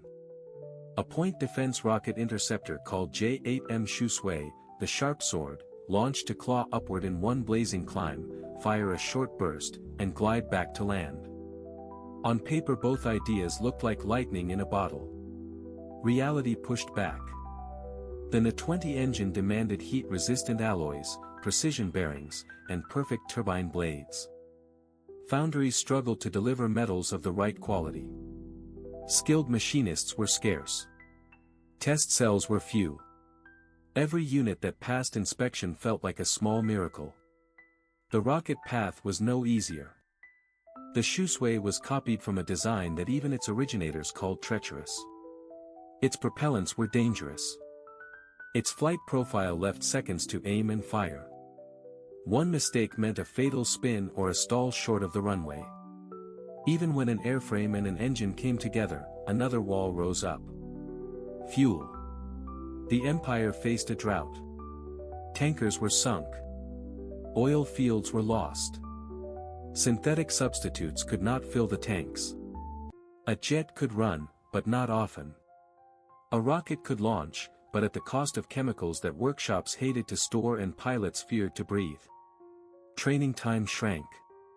Simulators were rare. Pilots touched new machines only a handful of times before combat. Meanwhile, the United States moved in the opposite direction. Factories operated day and night. Standard parts poured from dozens of states. Engine hours were counted by the thousand.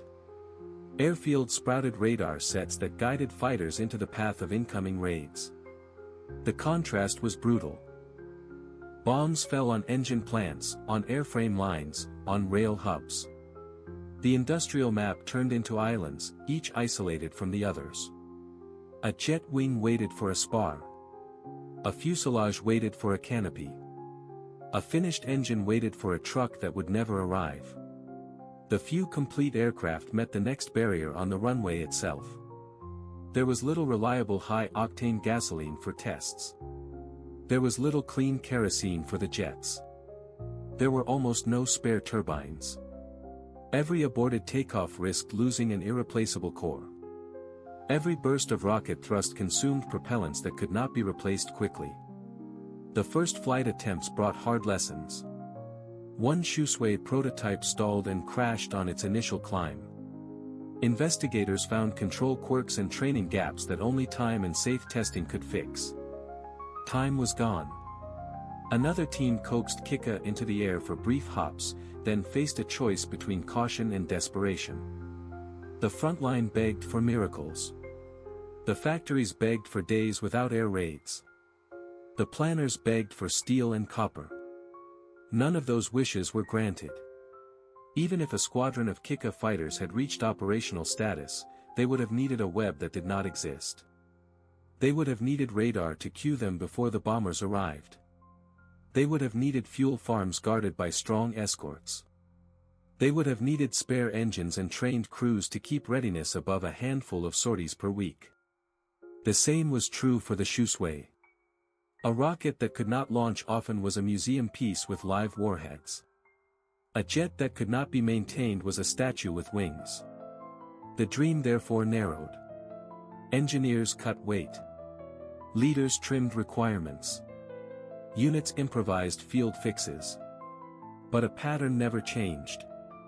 The United States flooded the theater with aircraft, with tankers, with radar, with trained mechanics, and with standardized parts. Japan fielded prototypes and small batches.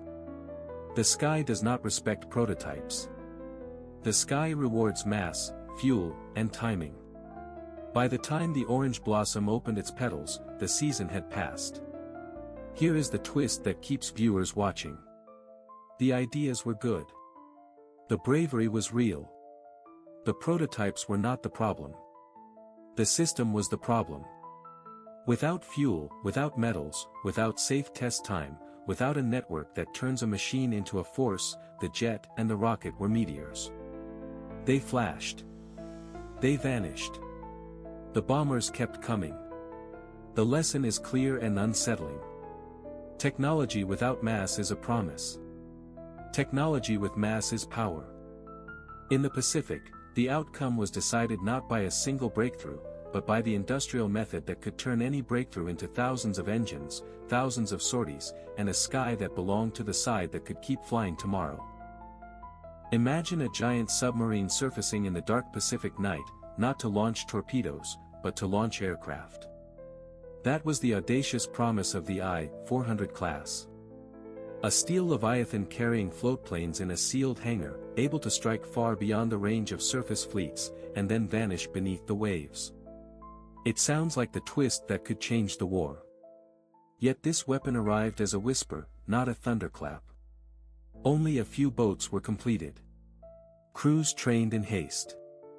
The support network they needed did not exist. There were too few spare parts, too few tenders, too few sheltered anchorages, and too few pilots comfortable with night launch and recovery on a heaving ocean. The idea was grand. The system around it was thin. While the submarine aircraft carriers inched toward readiness, a quieter crisis spread across the fleet. Shipboard air defense lagged behind the storm that was coming. Many vessels still relied on light guns whose mounts shook under recoil and whose sights could not track fast-diving attackers. There were no proximity fuses to bloom a wall of timed bursts around incoming planes. There were not enough radar directors to stitch gunnery, range, and bearing into a single deadly loop. On paper, batteries looked dense. In practice, coordination was slow, stabilization was poor, and shells often burst behind or below their targets. The result was a sky that looked defended and yet too often let the enemy through. Now place those two threads side by side. On one hand, a spectacular innovation that arrived in handfuls. On the other, the everyday tools of survival at sea failing to keep pace with the threat. American task forces sailed with radar on every escort and practiced voice procedures until the calls sounded like music.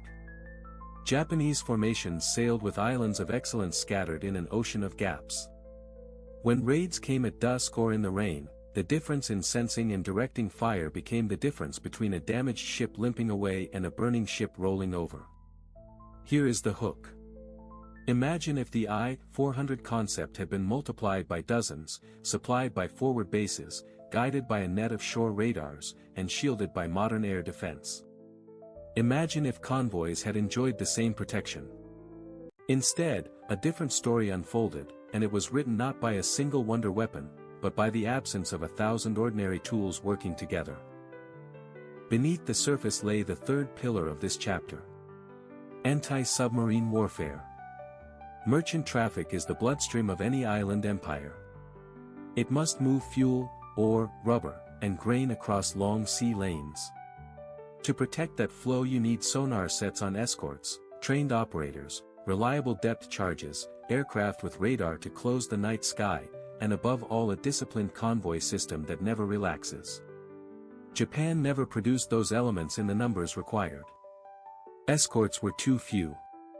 Many lacked modern sonar and ahead-throwing weapons. Patrol aircraft could not cover the voids. Escort carriers, the small workhorses that knit air cover over convoys in the Atlantic, were rare in the Pacific for Japan. Submarines hunted tankers and/or ships, and each sinking echoed again months later, when a task force stayed in port for lack of fuel. That is why the grand machine struggled. An I-400 cannot sail if the bunker oil is not delivered. A cruiser's guns cannot roar if ammunition ships are lost. Fighters cannot surge to altitude if gasoline is rationed and spare engines are delayed. Logistics is not a backdrop. It is the stage. In this drama, air defense and anti-submarine protection were not glamorous, but they were decisive. Without them, brilliant ideas had no room to breathe. Consider the counterfactual with clear eyes. If radar directors had been standard on destroyers from the early years. If proximity fuses had been mass-produced. If hundreds of sturdy escorts with dependable sonar had grown from the slips. If small carriers had flown patrols over every tanker lane.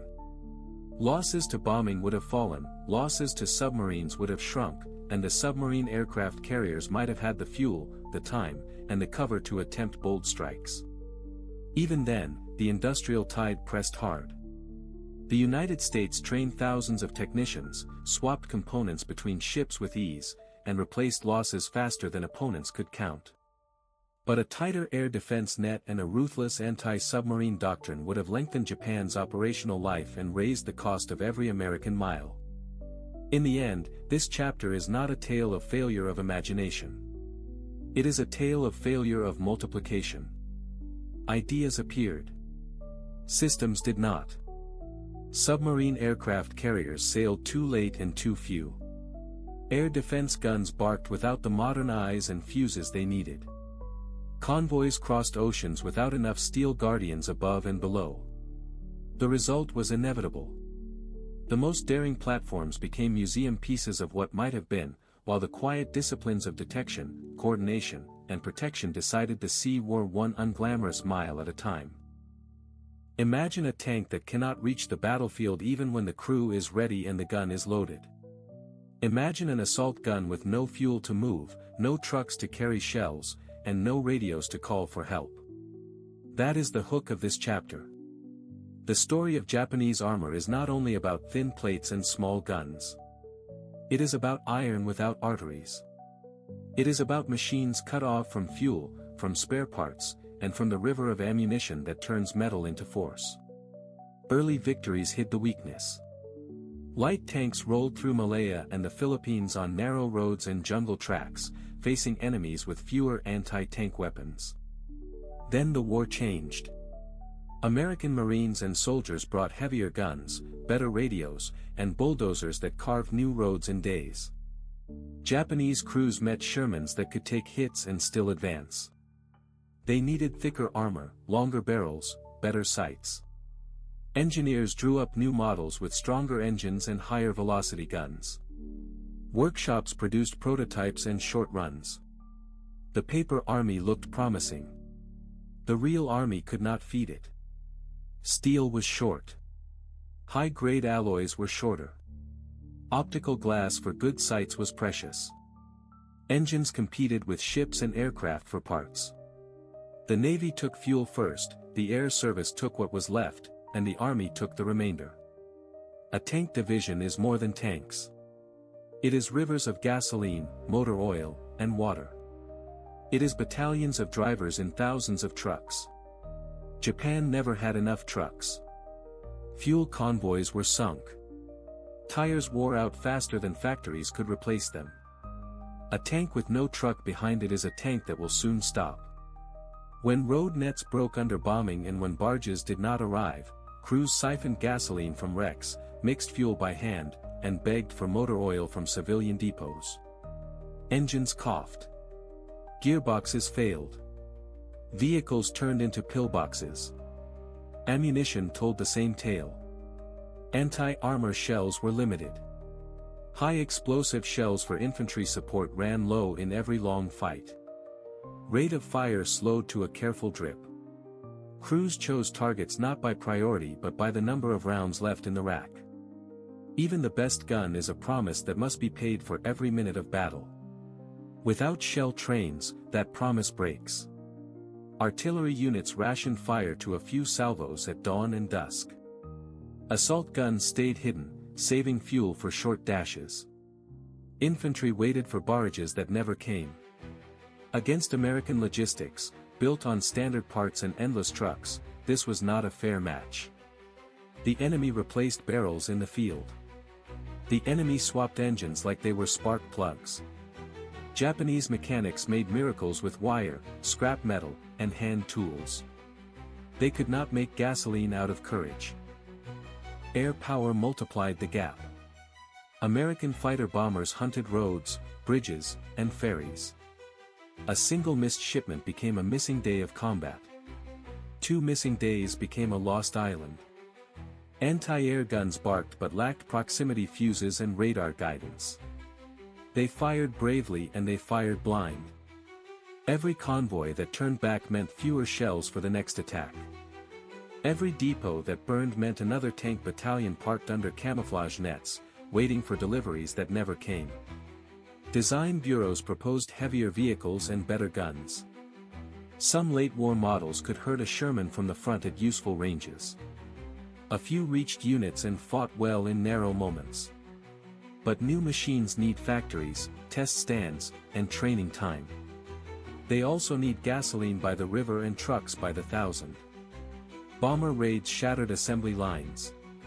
Power outages halted heat treatment. Skilled workers joined the colors or were moved to emergency tasks. Even when a batch of new tanks rolled out, commanders often dispersed them in ones and twos to plug holes, because no fuel was available to mass them. Detail 8 Strategy 1 Ration can at a time. Look at any map of the Pacific and you see islands. Look again and you will see holes in a pipeline. Every mile of ocean is a link in a chain that must not break. Escorts with modern radar and sonar protect that chain. Japan did not have enough of them. Submarines and aircraft cut the links. Ships with armor plate and gasoline never reached the front. Without those ships, the tanks that were already in theater could not move. Without movement, no assault gun could support an infantry push, no reserve could counterattack, and no breakthrough could be exploited. The result was not a single dramatic collapse. It was a slow dimming of power, day after day. This is the lesson. Hardware wins only when supply makes it breathe. A tank is an organ. Logistics is the blood. In this war the American method flooded the body with fuel, shells, spare parts, and trained crews. The Japanese system bled from 100 cuts. Factories built iron, but convoys could not feed it. Bridges fell, depots burned, and engines starved. In the end, iron without arteries became silence. The decisive weapon was not a single tank or gun. The decisive weapon was the road that stayed open, the ship that arrived on time, and the warehouse that never ran dry. The first missing pillar was raw material. Oil, rubber, high-grade bauxite, alloying metals, and precision bearings were scarce and easily cut off. Tankers were few, convoys were thin, escorts were late, and submarines waited on the sea lanes. Each cancelled voyage echoed on the flight line and at the pier. No fuel meant empty training hours and grounded squadrons. No rubber meant no tires for trucks that should have carried guns and shells. No alloys meant turbine blades cracked, gun barrels wore out, and radios failed under heat and salt. The second pillar was the factory system. Ideas lived on drawing boards, but reliable output demanded dies, gauges, machine tools, and workers trained for repeatable tasks. Rival services fought for budgets and for shop floor priority. Small workshops produced heroic one-offs, while the enemy stamped identical sets by the thousand. Without standardized parts, a single broken pump or a burned vacuum tube could idle an entire squadron. Without interchangeable mounts, a new radar could not move from a test field to every destroyer and every airfield. Without training pipelines, maintenance crews, and spare sets, each installation became a lonely island that failed the first time weather, salt, or battle stress called its bluff. The third pillar was protection. Plants, rail hubs, and shipyards took hits. Evacuation scattered skilled teams. Power flickered. Quality slipped. To keep lines moving, managers cut inspections and accepted wider tolerances. A jet that flies once in a calm test is not a fleet. A rocket interceptor that glides from a tow plane is not an operational defense. To turn a prototype into a weapon, you must defend the people, the tools, and the routes that feed it, day after day, month after month. The fourth pillar was integration. Radar without a reporting chain is a light in the fog. A fast interceptor without ground control is a sprinter in a maze. Submarines carrying aircraft are wonders on the blueprint, but without trained crews, spare engines, and clear doctrine, they become slow, expensive curiosities. Integration means doctrine, drills, and radios that speak the same language across ships, airfields, and headquarters. Integration needs time, fuel, and repetition. There was never enough of any of them. Beneath the surface lay the third pillar of this chapter. Anti-submarine warfare. Merchant traffic is the bloodstream of any island empire. It must move fuel, ore, rubber, and grain across long sea lanes. To protect that flow, you need sonar sets on escorts, trained operators, reliable depth charges, aircraft with radar to close the night sky, and above all a disciplined convoy system that never relaxes. Japan never produced those elements in the numbers required. Escorts were too few.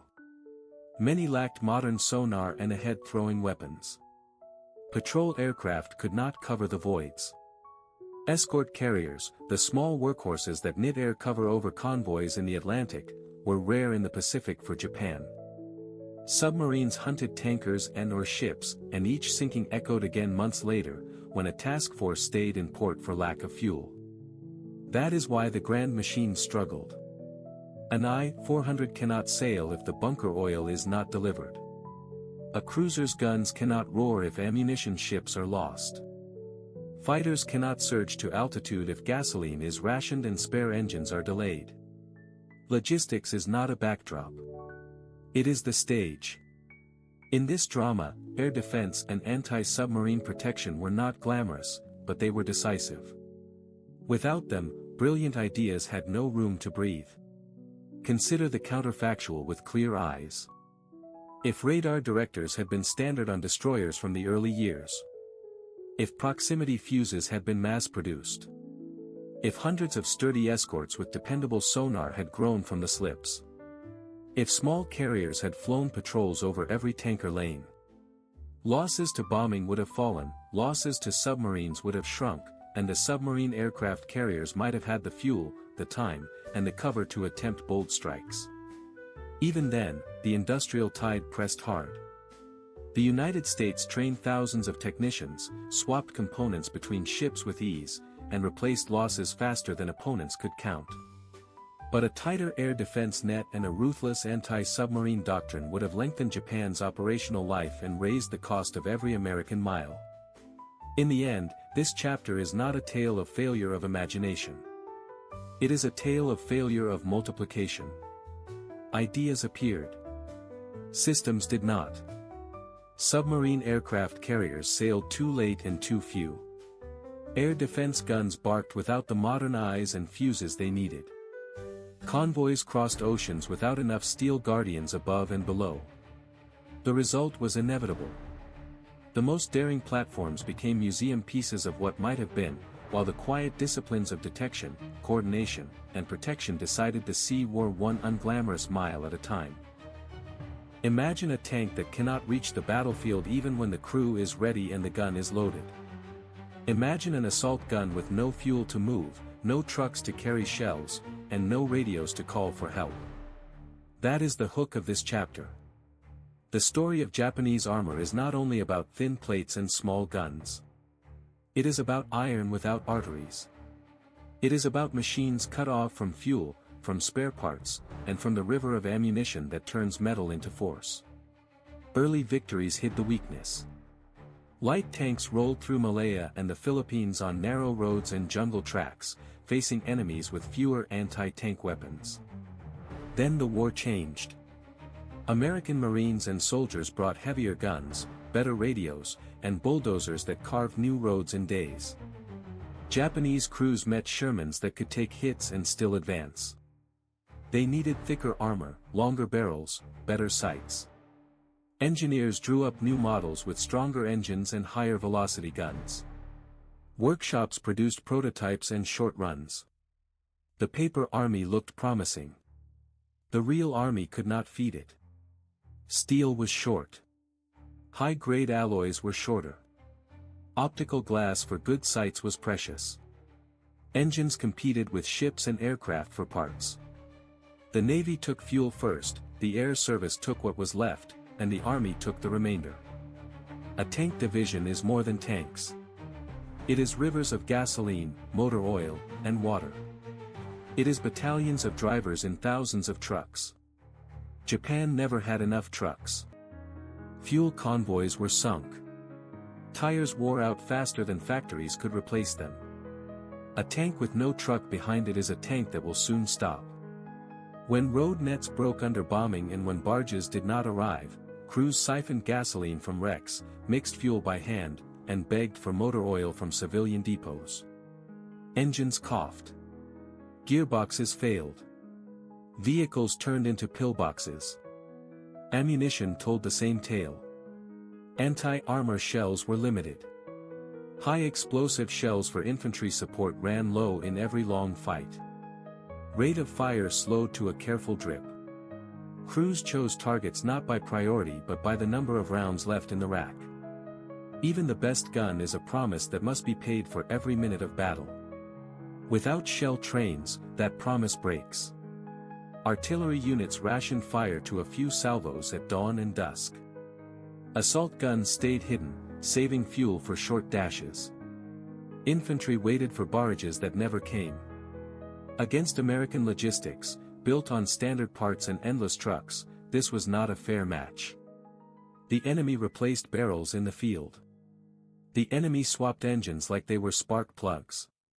Japanese mechanics made miracles with wire, scrap metal, and hand tools.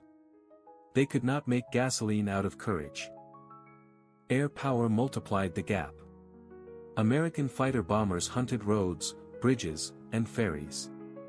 A single missed shipment became a missing day of combat. 2 missing days became a lost island. Anti-air guns barked but lacked proximity fuses and radar guidance. They fired bravely and they fired blind. Every convoy that turned back meant fewer shells for the next attack. Every depot that burned meant another tank battalion parked under camouflage nets, waiting for deliveries that never came. Design bureaus proposed heavier vehicles and better guns. Some late-war models could hurt a Sherman from the front at useful ranges. A few reached units and fought well in narrow moments. But new machines need factories, test stands, and training time. They also need gasoline by the river and trucks by the thousand. Bomber raids shattered assembly lines. Power outages halted heat treatment. Skilled workers joined the colors or were moved to emergency tasks. Even when a batch of new tanks rolled out, commanders often dispersed them in ones and twos to plug holes, because no fuel was available to mass them. Detail 8 Strategy 1 Ration can at a time. Look at any map of the Pacific and you see islands. Look again and you will see holes in a pipeline. Every mile of ocean is a link in a chain that must not break. Escorts with modern radar and sonar protect that chain. Japan did not have enough of them. Submarines and aircraft cut the links. Ships with armor plate and gasoline never reached the front. Without those ships, the tanks that were already in theater could not move. Without movement, no assault gun could support an infantry push, no reserve could counterattack, and no breakthrough could be exploited. The result was not a single dramatic collapse. It was a slow dimming of power, day after day. This is the lesson. Hardware wins only when supply makes it breathe. A tank is an organ. Logistics is the blood. In this war the American method flooded the body with fuel, shells, spare parts, and trained crews. The Japanese system bled from 100 cuts. Factories built iron, but convoys could not feed it. Bridges fell, depots burned, and engines starved. In the end, iron without arteries became silence. The decisive weapon was not a single tank or gun. The decisive weapon was the road that stayed open, the ship that arrived on time, and the warehouse that never ran dry. The first missing pillar was raw material. Oil, rubber, high-grade bauxite, alloying metals, and precision bearings were scarce and easily cut off. Tankers were few, convoys were thin, escorts were late, and submarines waited on the sea lanes. Each cancelled voyage echoed on the flight line and at the pier. No fuel meant empty training hours and grounded squadrons. No rubber meant no tires for trucks that should have carried guns and shells. No alloys meant turbine blades cracked, gun barrels wore out, and radios failed under heat and salt. The second pillar was the factory system. Ideas lived on drawing boards, but reliable output demanded dies, gauges, machine tools, and workers trained for repeatable tasks. Rival services fought for budgets and for shop floor priority. Small workshops produced heroic one-offs, while the enemy stamped identical sets by the thousand. Without standardized parts, a single broken pump or a burned vacuum tube could idle an entire squadron. Without interchangeable mounts, a new radar could not move from a test field to every destroyer and every airfield. Without training pipelines, maintenance crews, and spare sets, each installation became a lonely island that failed the first time weather, salt, or battle stress called its bluff. The third pillar was protection. Plants, rail hubs, and shipyards took hits. Evacuation scattered skilled teams. Power flickered. Quality slipped. To keep lines moving, managers cut inspections and accepted wider tolerances. A jet that flies once in a calm test is not a fleet. A rocket interceptor that glides from a tow plane is not an operational defense. To turn a prototype into a weapon, you must defend the people, the tools, and the routes that feed it, day after day, month after month. The fourth pillar was integration. Radar without a reporting chain is a light in the fog. A fast interceptor without ground control is a sprinter in a maze. Submarines carrying aircraft are wonders on the blueprint, but without trained crews, spare engines, and clear doctrine, they become slow, expensive curiosities. Integration means doctrine, drills, and radios that speak the same language across ships, airfields, and headquarters. Integration needs time, fuel, and repetition. There was never enough of any of them. Now see how these pillars shaped the result. Every deficiency multiplied the next. Fuel shortages cut training hours, which drove accident rates up, which consumed more parts, which the factories could not replace, which grounded more aircraft, which left convoys with weaker cover, which lost more tankers, which deepened the fuel shortage. The system did not bend. The system cracked. Across the ocean the opponent did the opposite. Ideas were standardized into families of parts. Suppliers were networked across states. Crews were trained in large schools with simulators and spare airframes.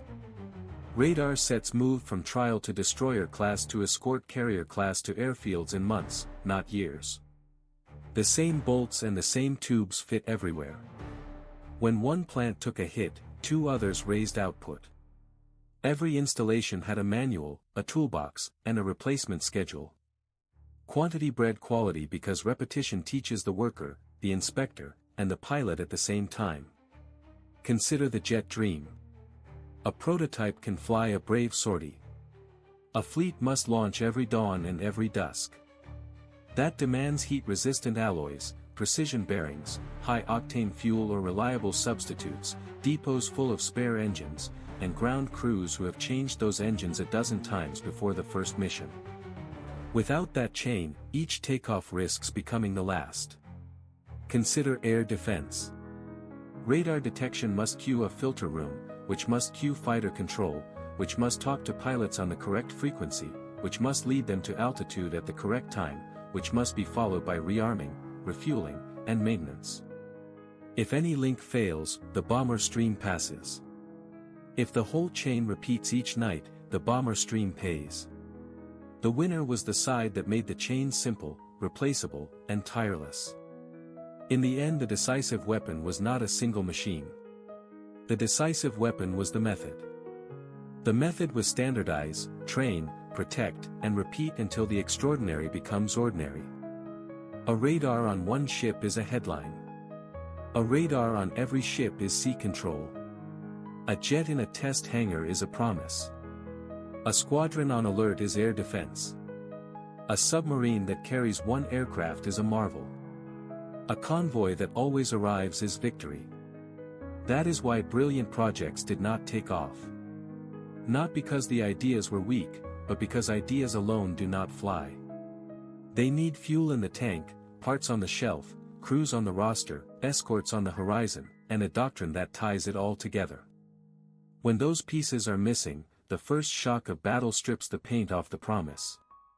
When those pieces are present, ordinary machines do extraordinary things.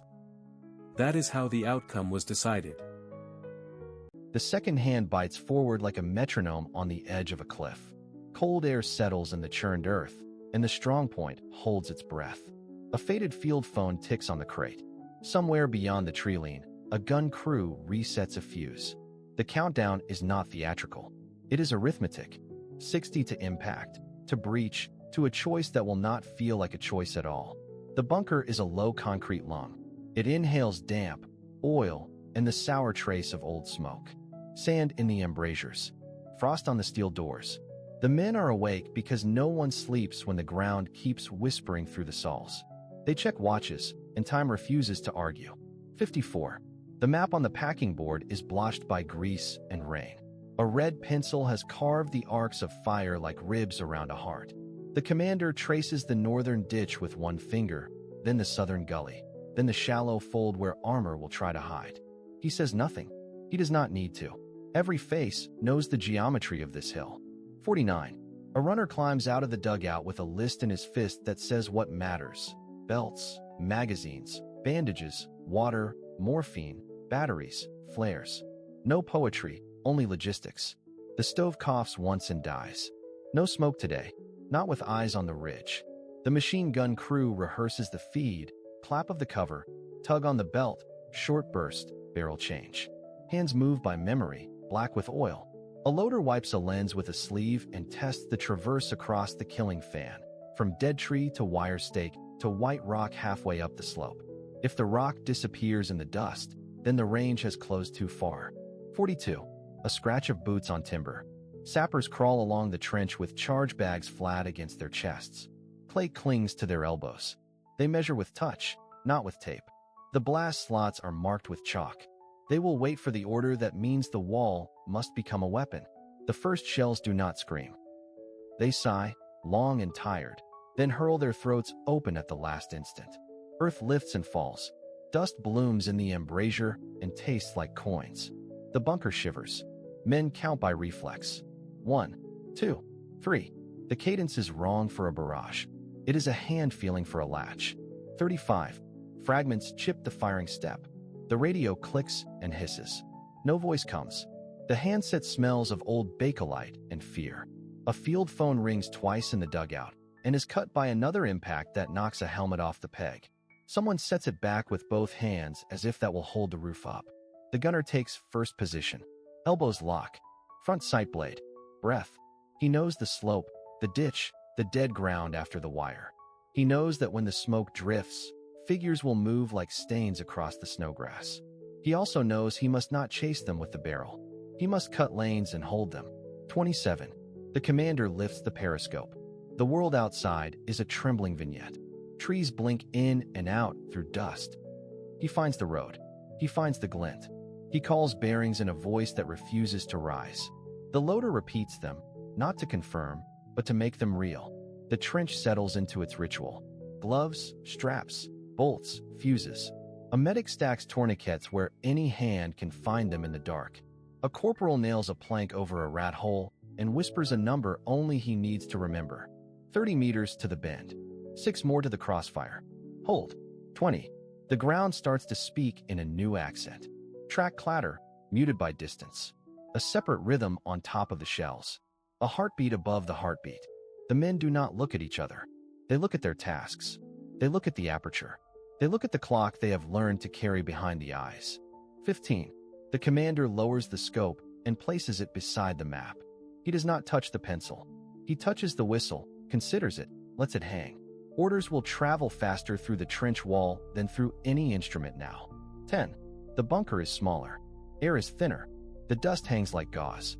The red lines on the map are no longer ribs. They are fences that may or may not hold. The gunner leans a fraction into the buttstock. The loader keeps the belt high and clean. The assistant holds the spare barrel like a promise he hopes not to keep. 5. The phone ticks. The ridge moves. The glint becomes an edge. The edge becomes a shape. The shape becomes the thing they trained for and feared anyway. Breath in. Sight up. Safety off. 0. The countdown ends. The long day begins. A red second hand crawls across the corner of the screen. The camera rises from frost-stiff grass to the concrete crown of the Strongpoint. Wind presses through the ruptured firing slit like a breath. A low drum of distant artillery rolls in. The hook is simple and merciless. This is the ground where time runs out. You will see why a handful of men held here for weeks, and why, on the last day, minutes mattered more than numbers. We unfold the map. Not a romantic parchment, but a field sheet stained by rain, pencil scars, and grease. Grid lines cross like prison bars. The Strongpoint sits on a gentle knoll with 2 saddles falling to north and east. Contours show a shallow basin where fog collects at dawn. A stream cuts the southern edge, ankle deep but bitterly cold, threading reeds and clay. The road from the enemy approach bends west, then climbs, exposing the right flank for 300 meters. These facts decide life and death. We mark positions. Bunker A faces northwest with a 45-degree arc across the road bend. Bunker B covers the basin with a wider arc, but its embrasure sits low, limited by a collapsed inner wall. A trench links both bunkers, a zigzag of chest-deep earth now hardened by frost. 2 foxholes observe the stream crossing. A machine gun nest once covered the blind gap between A and B, but its shield plate is cracked and the tripod sags. On the map, the gap looks thin. On the ground, it is a wound. Fields of fire go in next. Transparent sheets overlay the map. Cones fan from each embrasure. You can see the math of killing. Crossed fire along the road at 200 meters. Beaten zone in the basin at 150. Beyond that, the plowed field rises into dead ground where the enemy can crawl unseen. The stream bank is steep enough to give cover to anyone brave enough to sprint the last 20 meters. The plan relies on warning time. Without it, the Strongpoint is blind. We tag support lines. A telephone wire runs to a rear command post, buried shallow, already chewed by shrapnel. The last reliable line is a runner path cut through alder scrub toward a larger fort 2 kilometers away. Ammunition is stacked along the trench wall in wooden crates marked with fading stencils. The ration pit is empty except for a tin of fat and a hard loaf. Water comes from the stream when darkness allows. Every arrow on the map costs time. Time is already thin. Now the weaknesses. A drainage crack has opened under Bunker B, creating a hairline in the foundation. A direct hit will widen it. The right saddle is masked by a hedgerow that defeats the low embrasure angle. The machine gun nest cannot shift fast enough if the attack splits. There is no smoke generator, and the wind today drives east to west, pushing any field expedient cover away from the approach. The defenders know all of this. They have pinned the map to a crate lid. They sleep beside it. We step back and overlay the enemy. Standard doctrine would probe the right saddle under the hedgerow, fix the position with mortar fires, then drive a wedge up the road bend under the shield of smoke. If they bring sappers, they will test the drainage crack. If they bring tanks, the road bend becomes a hammer. The only counter is to fire first, break the rhythm, force them to ground, and steal minutes from their timetable. The camera holds on the map, counting lines, arcs, distances, not symbols, but decisions. The strong point on the map is a diagram of will. In 60 minutes, this paper becomes a record of what was attempted and what failed. The clock ticks. The ground is set. The hour is thin and brittle, like ice over a river. In the gallery light of morning, the garrison stands counted. Every step, every breath, every round has a price. The enemy is already arranging the day somewhere beyond the tree line, and the clock on the wall sounds like a slow hammer. If there is a breaking point, it will be measured in head count, calories, and cartridges, not in legend. Roll call begins at the entrance tunnel. The roster says 83 effectives at dawn 2 weeks ago. Today there are 47 who can carry a rifle, 6 who can move but cannot fire, and 5 laid out in a dugout with the medic, pale and quiet. The rest are names scratched into the logbook with the time they fell or the hour they were sent to the rear that never came back for them. The lieutenant draws a line under the new total. Every plan for the defense redraws itself to match the ink. Ammunition follows. 3 belts for the heavy machine gun on the northern embrasure, 1 belt with missing links taped with wire. 8 boxes of rifle rounds, but several damp from the last bombardment. 2 dozen grenades arrayed like a small metallic orchard under a tarp. Mortar bombs down to 11. The loader marks a circle around that number, because 11 means 2 quick missions and then silence. Silence in a siege is not peace, it is a message. Rations come next. A ledger in grease pencil on a plank. Hard bread, tins of meat, a sack of barley that smells faintly of smoke. Water has become the true commander. The cistern holds enough for 2 days at full strength. At half strength, it becomes 4 days, which sounds like a victory until one remembers what half strength means in bodies and in nerve. The cook speaks softly about stretching broth and letting the men hold the hot cups longer to warm their fingers. Now the human math. Sleep runs like a black thread through faces. No one has had more than 2 hours at a time. The sentries on the roof blink too long between scans and then correct themselves with angry little shakes. A private cleans his rifle with the same energy a man might use to scrub a stain that will not lift. Jokes die at the lips. No one wastes the breath to finish them. Faith does not leave, but it changes shape. It becomes a habit like clearing a jam or checking a site. The lieutenant sets the rotation. 3 teams forward, 1 in reserve, 1 at the aid post to carry stretchers. The heavy gun will fire only on clear targets to conserve belts. The mortar crew will wait for the smoke signal from the trench ladder. The runner will move only under shell bursts, not between them. It is strange and true that thunder in the sky can cover a whisper on the ground. Morale is not a single flame. It is a field stove that needs fuel every hour. Letters from home have stopped, so the war diary takes their place. The sergeant reads a paragraph about the first week, about rain and laughter inside wet coats, and the gallery light grows a fraction warmer. Then he closes the book and the warmth is gone, but the memory of it lingers long enough to carry 1 more sandbag, 1 more belt, 1 more minute. Outside, the first probing rounds arrive, lazy and curious. Inside, the numbers are set. Men to positions, rounds to boxes, water to cups. The fort exhales, then holds its breath for whatever the next hour brings. T-45. The night is thin and brittle, the kind that amplifies every hinge and bootlace. Frost smokes from mouths, helmets shine like dull stones, and every ear waits for the sound that ends this silence. A runner stumbles in from the listening post, breath ragged, hands shaking around a tin pencil. 1 word on the slate. Movement. The men glance to the horizon where the black turns charcoal. They know what that means. The day will begin with iron. The first ranging round comes as a single cough from far away. A slow climbing whistle peals open the dawn, then a flat punch of earth and air behind the command dugout. Dirt rains. No one shouts. Every man moves to his position as rehearsed a dozen times. Gun team to WW2, rifle section to the left trench, medic checks dressings and morphine.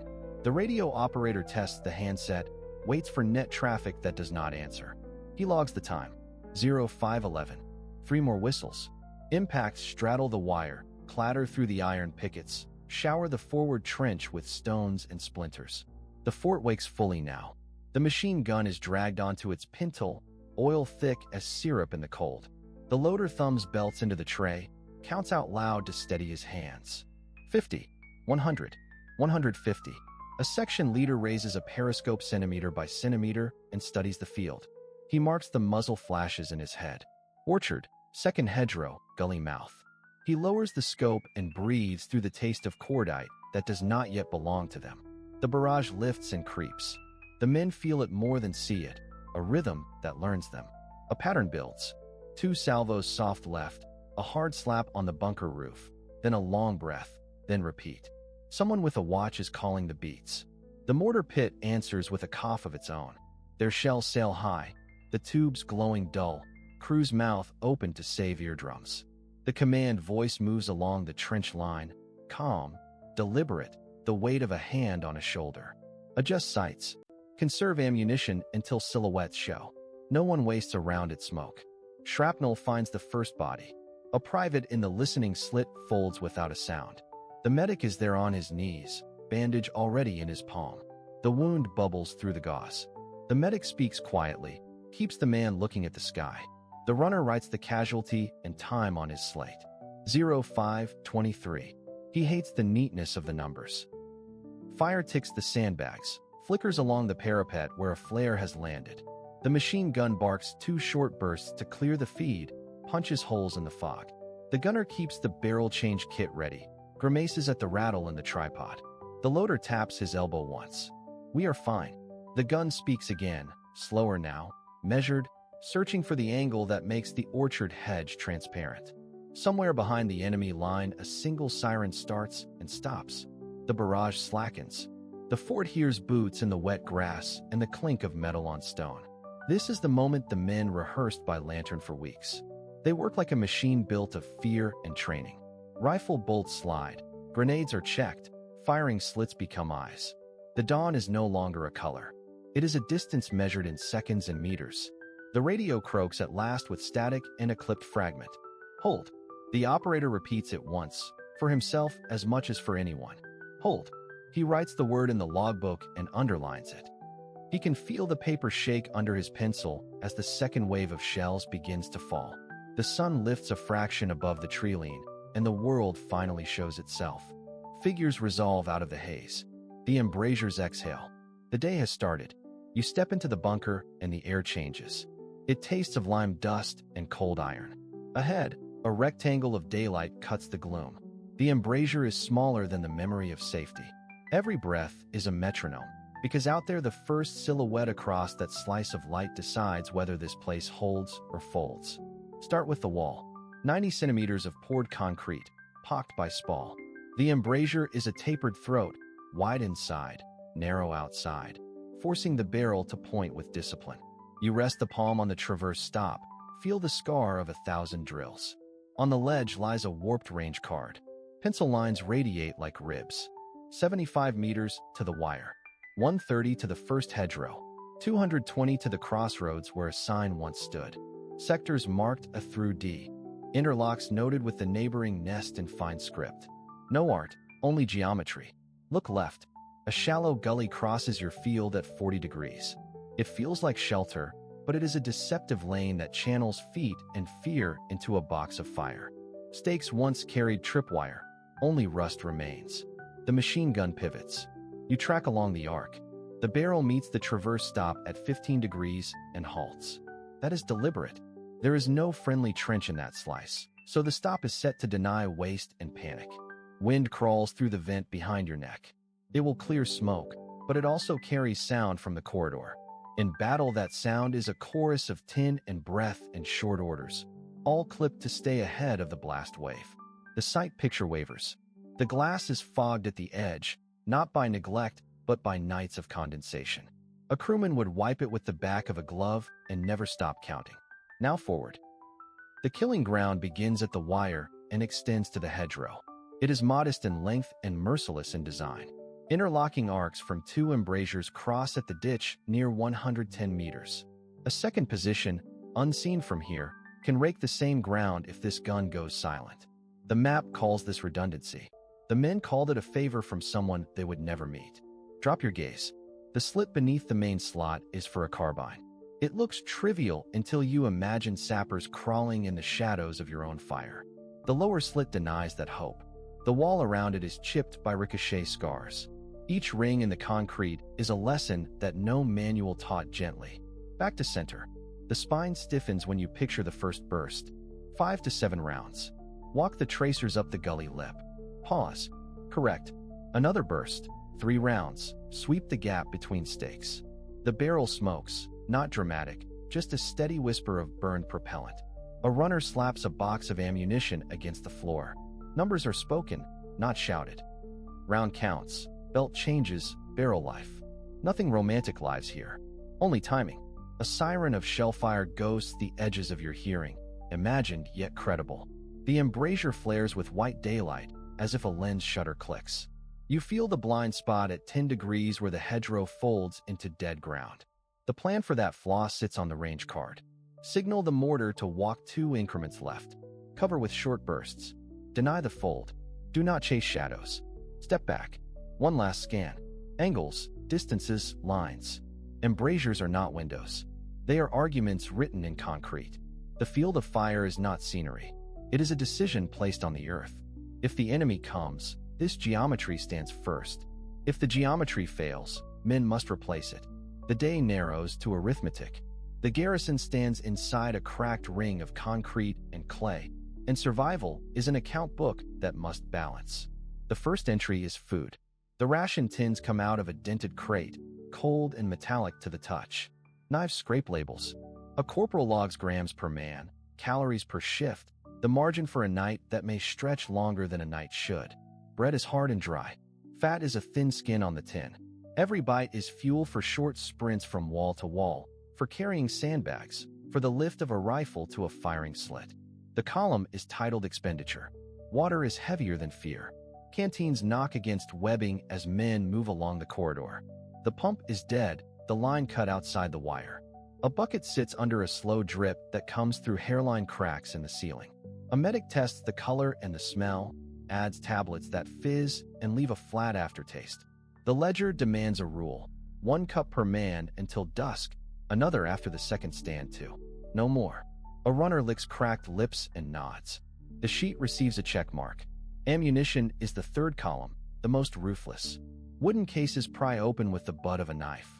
Belts spill brass across the floor, a bright, accusing scatter.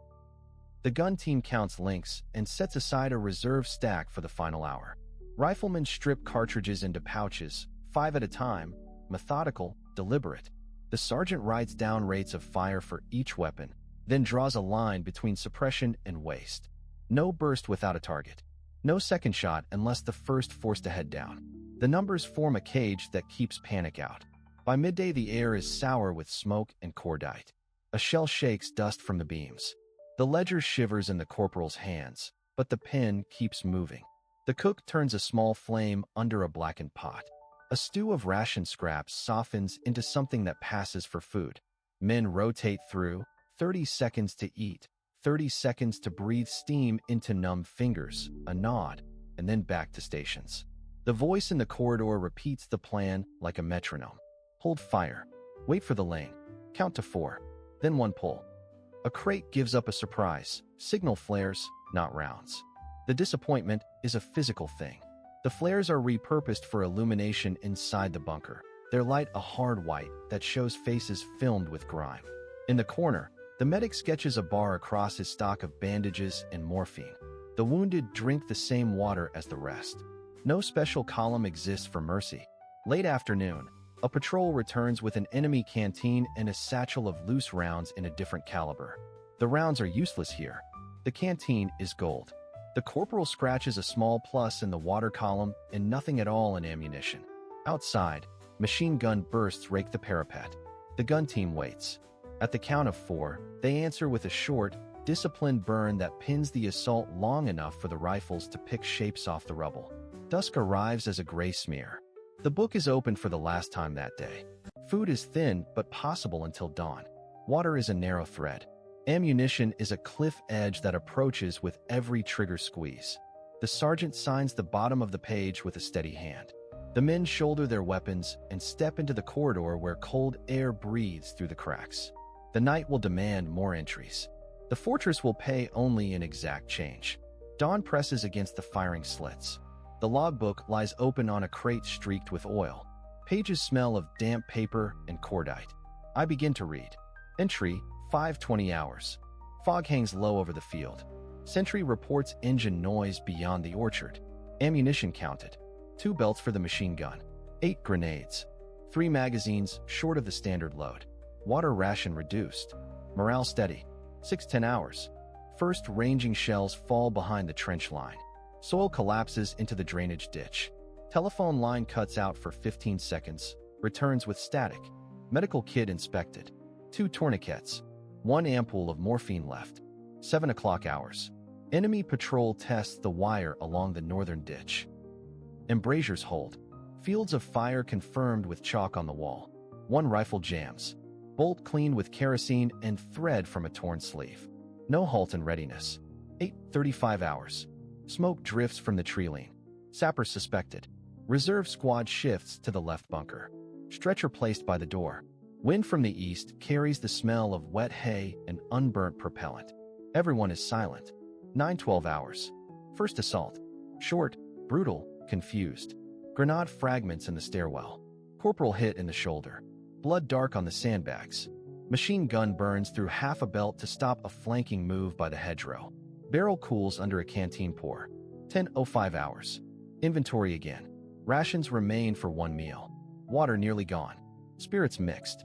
Private writes to his sister on a scrap of ration label. He folds it and tucks it into his boot. 11:30 hours. Counterattack fails in the gully. Enemy marks the range and adjusts. We mark our dead with a torn map pinned by a bayonet. Chaplain's card in a tin, returned to the crate. 12:40 hours. Second assault. Smoke, then sudden quiet, then the low roar of feet and breath. Firing arcs overlap. Blind spot at the collapsed corner is exploited, then sealed with 2 men and a single belt. They hold. They do not speak. 13:10 hours. Command post silent. No orders for relief. We decide to contract the line. Last magazine for the reserve rifle is signed out and recorded in the margin with a dull pencil. 1400 hours. We are still here. The walls are warm with the passage of rounds. The logbook page shakes beneath my hand. I write one final line. Hold until night. Hold until someone answers. Hold so that there is something left to relieve. The air thickens before the men even rise from the trench.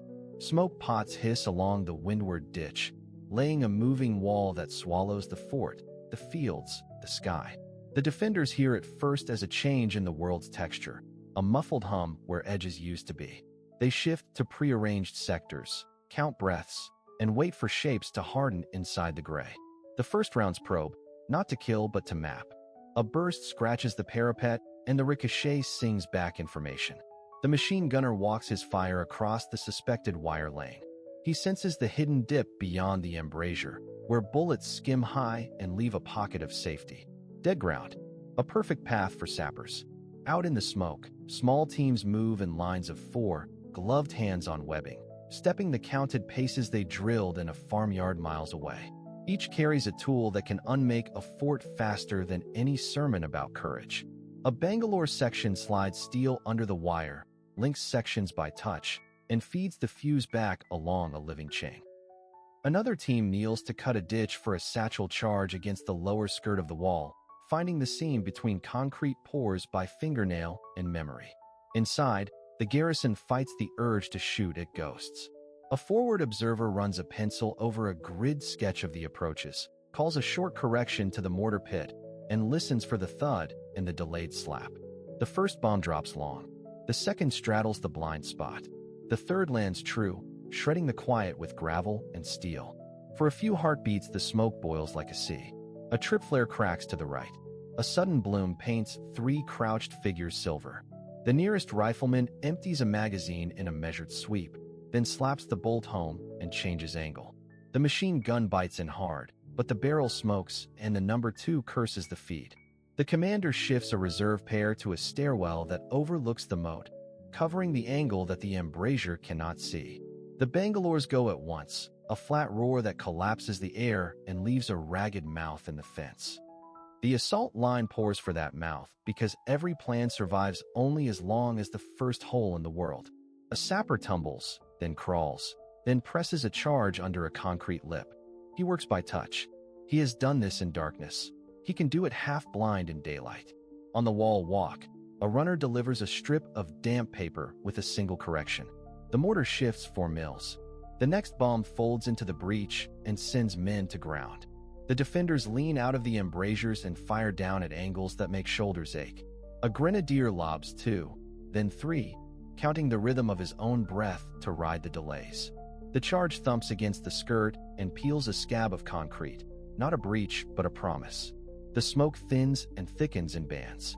The attackers freeze when it clears, then glide when it returns, always hunting that moment when the fort cannot quite see. A flame projector coughs once and fails. A sapper drags it back and reaches for the cutters instead. Tools, not heroics. A wounded man calls for a line and is hauled into the lee of a churned embankment. No one looks back for long. The clock inside every head is louder than any whistle now.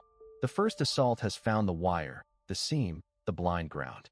The fort holds, but the wall has learned a new language, and the men inside can hear it spoken in the gaps between their shots. The light inside the bunker is the color of dust and cordite. Breath hangs in the cold air. A runner passes the ledger forward. Ammunition tallies are not lines anymore, but scars. 1 belt for the machine gun. 1 magazine per rifle. 2 for the sergeant who refuses to sit. Grenades down to 3, 1 with a loose pin wrapped in cloth. Mortar tubes are silent. Their last bomb fired at the trillion minutes ago. The commander kneels on cracked concrete and lays a map flat with his palms. The paper has softened from sweat. He issues tasks that sound like measurements. Hold the embrasure to 90 degrees. Fire in 5-round groups. Count to 3 between bursts to keep the barrel alive. The medic receives an order that is not heroic. Move the wounded closer to the rear traverse. Keep them warm. Keep them quiet. Outside, the assault rolls closer with the rhythm of boots through wet leaves. Smoke pushes into the firing slit like a slow tide. The machine gun barks and stops, each burst shorter than the last. The loader feeds the final belt as if threading a needle. The gunner murmurs numbers without fear or drama. Range 200. Traverse left 1 degree. Wait. Fire. On the floor, cartridges gleam like fish scales. A private shakes his last magazine to feel the weight of it. He learns it by touch, not by number. The runner returns with the radio. The net is a hiss with islands of sense. The password is repeated once, then erased from the slate. Papers are burned in a mess tin. A watch is synchronized to the second hand. The commander writes the last entry in the log with a black pencil that stains his knuckles. He does not speak about glory. He speaks about distances, corners, and time. When the gun dies, count to 5 and fall back by pairs. When the grenade lands in the trench, throw the body, not the hand. When the smoke lifts, see the slope, not the men on it. Last magazine. Last orders. The fort still holds. The fort must hold for 5 more minutes. The fortress is a concrete shell breathing dust. The corridor smells of cordite and damp earth. Boots scrape. A runner arrives from the west casemate, forearms black with soot, breathing hard. 2 machine guns are down to half belts. The water barrel is empty. The radio is alive with static and fragments of distant call signs that never answer back. On the floor lies the morning tally scratched into a mess tin lid. 23 effectives, 7 walking wounded, 2 stretcher cases. Rifle ammunition per man, 6 clips on average. 3 rifle grenades, 1 box of flares that nobody wants to waste. The last morphine ampoule is wrapped in a bandage like a relic. Artillery creeps closer in a patient circle. The pattern has shifted. The enemy is feeling for the entrances again. Concrete shivers. Lime dust drifts from a seam in the ceiling and settles on a photograph taped to the wall. Outside, the wind is from the north, driving smoke into the ditch. The moon will set in 40 minutes. After that, darkness deep enough to move. Maps are spread on a crate. The ditch to the south is narrow and mined, but there is a dead ground finger that runs to the tree lane. Beyond the trees lies a creek bed, and then a farm track that bends toward friendly lines. The sentry who grew up here swears the creek is shallow in autumn. If he is wrong, stretchers will drown. Arguments are kept low and fast. A breakout risks leaving the stretcher cases. A surrender risks nothing but the unknown weight of captivity and the memory of failing the line. No one wants a white flag. No one wants another hour under the guns. A plan takes shape like breath on cold glass. 2 fire teams to fix the enemy with short bursts from the north embrasure. 1 team to carry the wounded on doors ripped from their hinges. No shouting. No heroics. 1 minute of smoke candles in the entrance. 30 seconds between teams. If the enemy hears, they must hear lies. Bursts in the wrong sector. Boots on gravel where there is no exit. Watches are synchronized against a ticking pocket clock that still keeps time under blast. Hands touch shoulders in the half-light. A last look at the narrow room that has been home, bunker, and tomb in waiting. Then the candles hiss, the smoke folds outward, and the fortress exhales its final breath into the night. Wind threads through shattered corridors and carries the lime dust of collapsed ceilings. The fort does not speak, yet every surface holds a line of testimony. Boot scuffs lead from the doorway to the firing step and stop at a heap of spent casings. The brass has darkened, but the pattern is fresh in shape, an arc where a gun team loaded until hands numbed. On the wall, someone scratched a last tally in chalk. Not a name, not a prayer, just numbers and a line under them, as if to mark a final total before the pencil broke. The embrasures are burned black at the lips. Inside, the steel shields are pitted by fragments that punched through like hail. Sandbags have bled their fill of dust and grit. A broken visor lies by the slit, its strap frozen in a curl. Outside the slit, the field of fire looks clean now, but the grass holds flattened runnels where attackers rushed and fell and rushed again. A torn webbing strap snags on a root. Farther out, a crater has slumped into the clay, the fuse cap of an artillery round half buried at its rim. In the ration alcove, tins stand open like short metal flowers. Labels washed away by soot and sweat. A spoon is bent at the neck. Someone tried to pry one more bite. The water barrel is tipped, a dent along the side where it struck stone during the final shock. A single cup remains upright, sediment dried in a thin ring. The ledger on the table lists ammunition in tight block letters. Ball, tracer, grenades. The final entries run diagonally, as if the writer leaned with the blast. The aid niche smells of iodine and mud. Tourniquets, torn and stiff. A field dressing stained to a hard crust. The stretcher rails are scratched white where hands grabbed and heaved in the narrow passage. Above, a lantern hook without a lantern. The flame went out, and they did not bother to replace it. Light became a luxury long before the last hour. Follow the cable trunk, and it ends in a tangle of severed wires.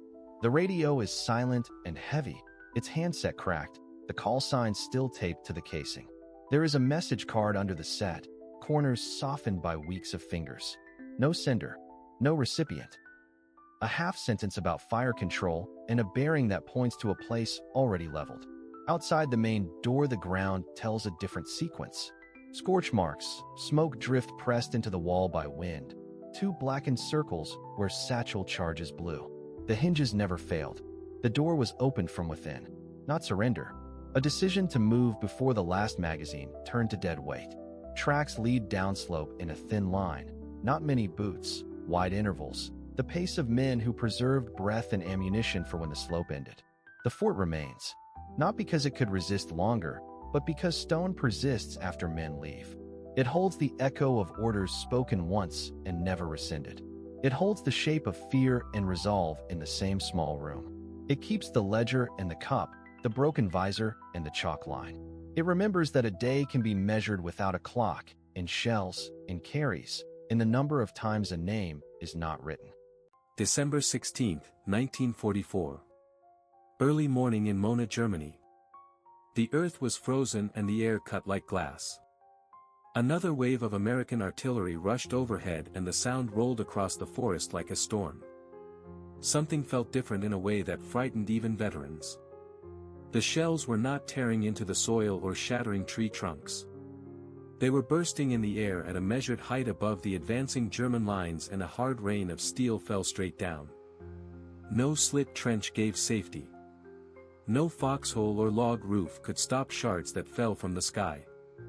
Men who had survived years on the Eastern Front stared up and realized that the familiar patterns of fire no longer applied. The old rules had been broken and the safe places had vanished. Among the 326th Volk Grenadier Division that pressed the 38th Cavalry Squadron, the shock spread from one file to the next. They expected a rhythm of impacts and lulls. They found no rhythm. They expected to hug the ground and wait it out. They found that the danger came from above.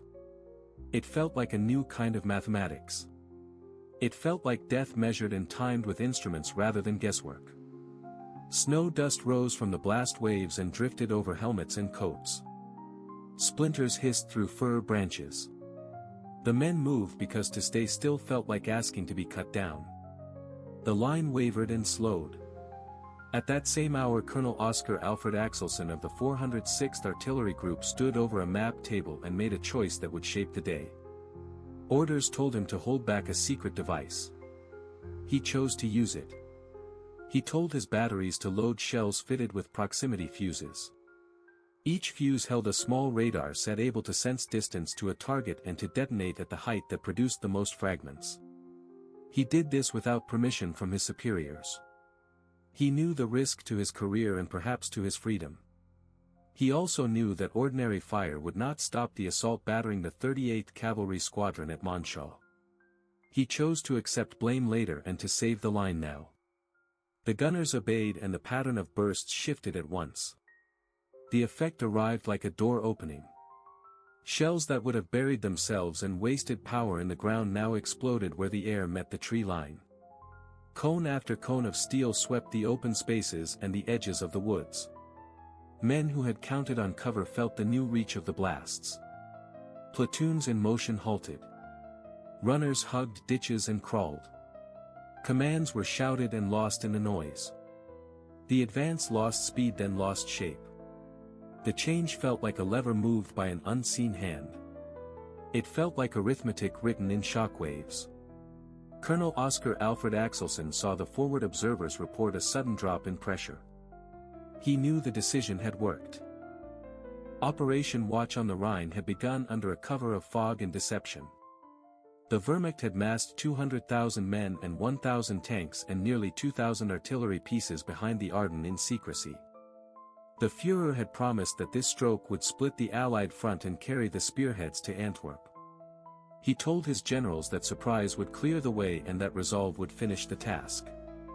At 0530 hours on December 16, German guns had achieved perfect surprise along an 85-mile front and fired at a rate of 1,600 rounds per minute.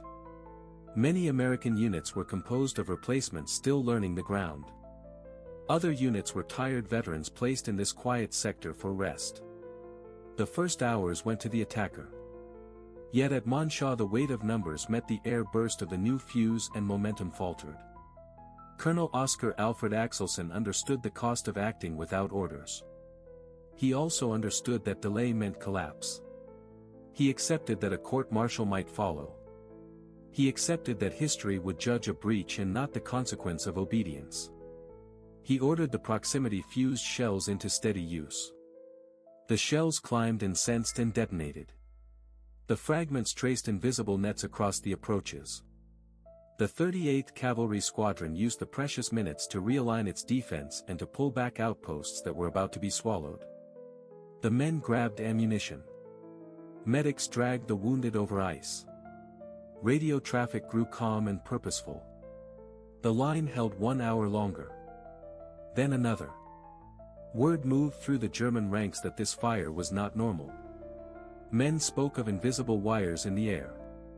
Men spoke of magic in the fuse noses. What they did not know was the truth of it. Each device carried a tiny transmitter that measured the path to the ground and chose the moment of maximum harm. What had been a single blow against soil became a wide scatter over men and gear. Fragment density spiked. Casualties spiked. Leaders saw squads shrink and companies lose shape. The ambition of the morning now met the cost of science. The storm that had promised to roll westward slowed in the timber and the hollows. The promise of Operation Watch on the Rhine had been built on secrecy and speed. The proximity fuse cut into both. The fog still lay in the valleys. The snow still squeaked under boots and tracks. Yet above the treetops a different kind of fog formed. It was the gray cloud of mid-air bursts that marked the new zone of danger. The 406th Artillery Group kept the tempo. Forward observers adjusted heights by 10 meters at a time and learned the angles of each draw and ridge. The 326th Volk Grenadier Division pressed and then hesitated. The 38th Cavalry Squadron bent and refused to break. The morning that began with confidence for the Wehrmacht ended with a new understanding. The old calculations of cover and distance and courage had changed. Proximity fuses had multiplied the reach of American guns by a number that men could feel in their bones. Colonel Oscar Alfred Axelson looked across the frozen timber and knew that he had changed more than a skirmish. He had shown that a decision at a map table could redraw the very idea of safety in war. The effect did not only stop an attack. It announced a transformation. The mathematics of death had been rewritten in the winter air over Mona, Germany and the frozen Ardennes. German soldiers who advanced in traditional assault formations were suddenly struck by a kind of artillery fire they had never met before. Shells began to burst in the air 30 to 50 feet above the ground instead of tearing into the soil. Each detonation threw a wide cone of steel fragments that swept over a much larger area than a normal ground burst. Veterans who knew how to survive ordinary barrages were cut down in foxholes and behind tree trunks and in roadside ditches.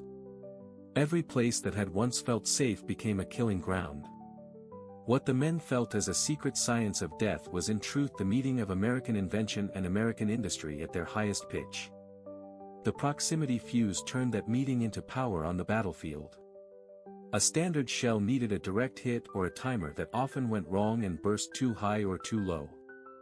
The new fuse carried its own small radar and chose the height for itself. The complete device was no larger than a coffee can, yet it held a complete radio set that woke in flight and watched the Earth and the target below. American engineers packed about 130 electronic parts into each fuse and they gave it 4 or 5 miniature vacuum tubes depending on the model. Those tiny tubes had to live through a shock of 20,000 times the force of gravity when the gun fired and then had to keep working while the shell spun and crossed cold air and wet air and storm air. At the instant the shell leaped from the barrel, a glass ampoule broke and mixed in electrolyte. That sudden mix created a fresh battery that powered the radar for the rest of the flight. It was hard physics turned into a simple result that any gun crew could use. Dr. Merle Tuve at the Johns Hopkins Applied Physics Laboratory drove the effort with the intensity of the Manhattan Project. The laboratory worked behind a harmless front that looked like an abandoned used car lot in Silver Spring, Maryland. At the peak of the program, the place employed about 3% of all American physicists. Security stood at the level of the atomic program. Workers were not allowed to tell families what they did. Each proximity fuse carried a unique serial number so that any failure could be traced and corrected. Nothing about the job was easy. A vacuum tube built for a living room radio would die at the first shot.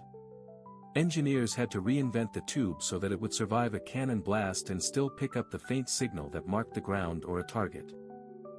The device could not burst too early and it could not sleep through the pass and burst too late. It had to work in snow and in rain and in salt air over the sea. Every demand pushed the technology of the day to its edge. The breakthrough came when the team learned how to miniaturize with methods that would later drive the whole electronics age forward. Dr. James Van Allen and his colleagues produced vacuum tubes no larger than pencil erasers that still held the elements of a full radio tube. With that leap, the proximity fuse moved from a laboratory wonder to a factory product. By December 1944, American plants were turning out about 40,000 fuses every day. More than 100 companies took part, including Radio Corporation of America and General Electric in Sylvania and Crossley Corporation. Assembly lines and inspection lines spread across several states and fed the front at a speed that commanders had never seen. The cost of the program reached $1 billion in 1940s money. Only the Manhattan Project took more in wartime spending. What seemed like a quiet story about wires and glass and solder became a loud change in the field. Shells no longer died in the dirt. They burst in the air where men and machines were most exposed. The result was more than a new tool. It was a turning of the balance that soldiers could feel in their bones and that generals could measure on their maps. Axelson acted on December 16 without waiting for clearance, and the choice set off an immediate crisis in the chain of command. Standing orders had confined proximity fuses to anti-aircraft fire because leaders feared a dud might be recovered by German technicians and copied. At Mona, the payoff was too plain to deny. The assault stalled and losses mounted in minutes, and veteran officers on both sides were shaken by the result. Reports moved from battery to regiment and then to Supreme Headquarters through field telephones and secure radio nets. General Eisenhower judged that the situation across the Ardennes demanded more than caution. On December 19 he asked for authority to free the new fuse for ground combat. On December 21 the prohibition ended and every artillery headquarters in the Bulge was told to draw and fire proximity fused stocks. The speed that followed displayed American logistics at full reach. Ammunition trains and truck convoys pushed forward through snow and clogged roads, and within days cases of the new round sat beside gun pits from north to south across the forested hills. The 463rd Parachute Field Artillery Battalion at Bastonia received its allotment as the German ring closed and the last usable roads were cut. The 420th Armored Field Artillery Battalion with its M7 Priest self-propelled howitzers began to beat back thrusts on the northwest approaches and registered new defensive lines under pressure. The 969th Artillery Battalion, an African-American unit under Lieutenant Colonel Hubert D. Barnes, put the rounds to work southwest of Bastonia where villages and tree lines funneled attacks. Gunners learned the method in a single-fire mission. Load. Set elevation. Fire. Let the fuse choose the height of burst.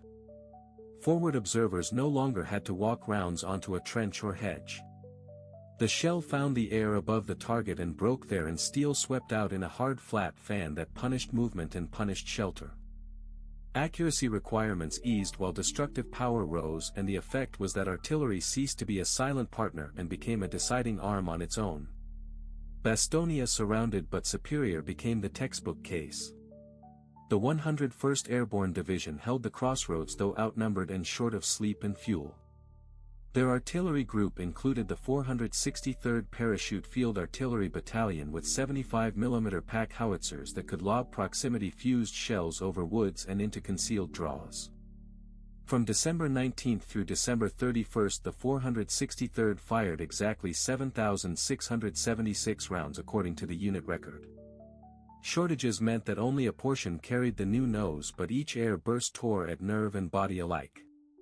German assault lines that had trusted ground cover withered under patterns of mid-air detonations, and whole platoons vanished in seconds when bursts rolled down a white field.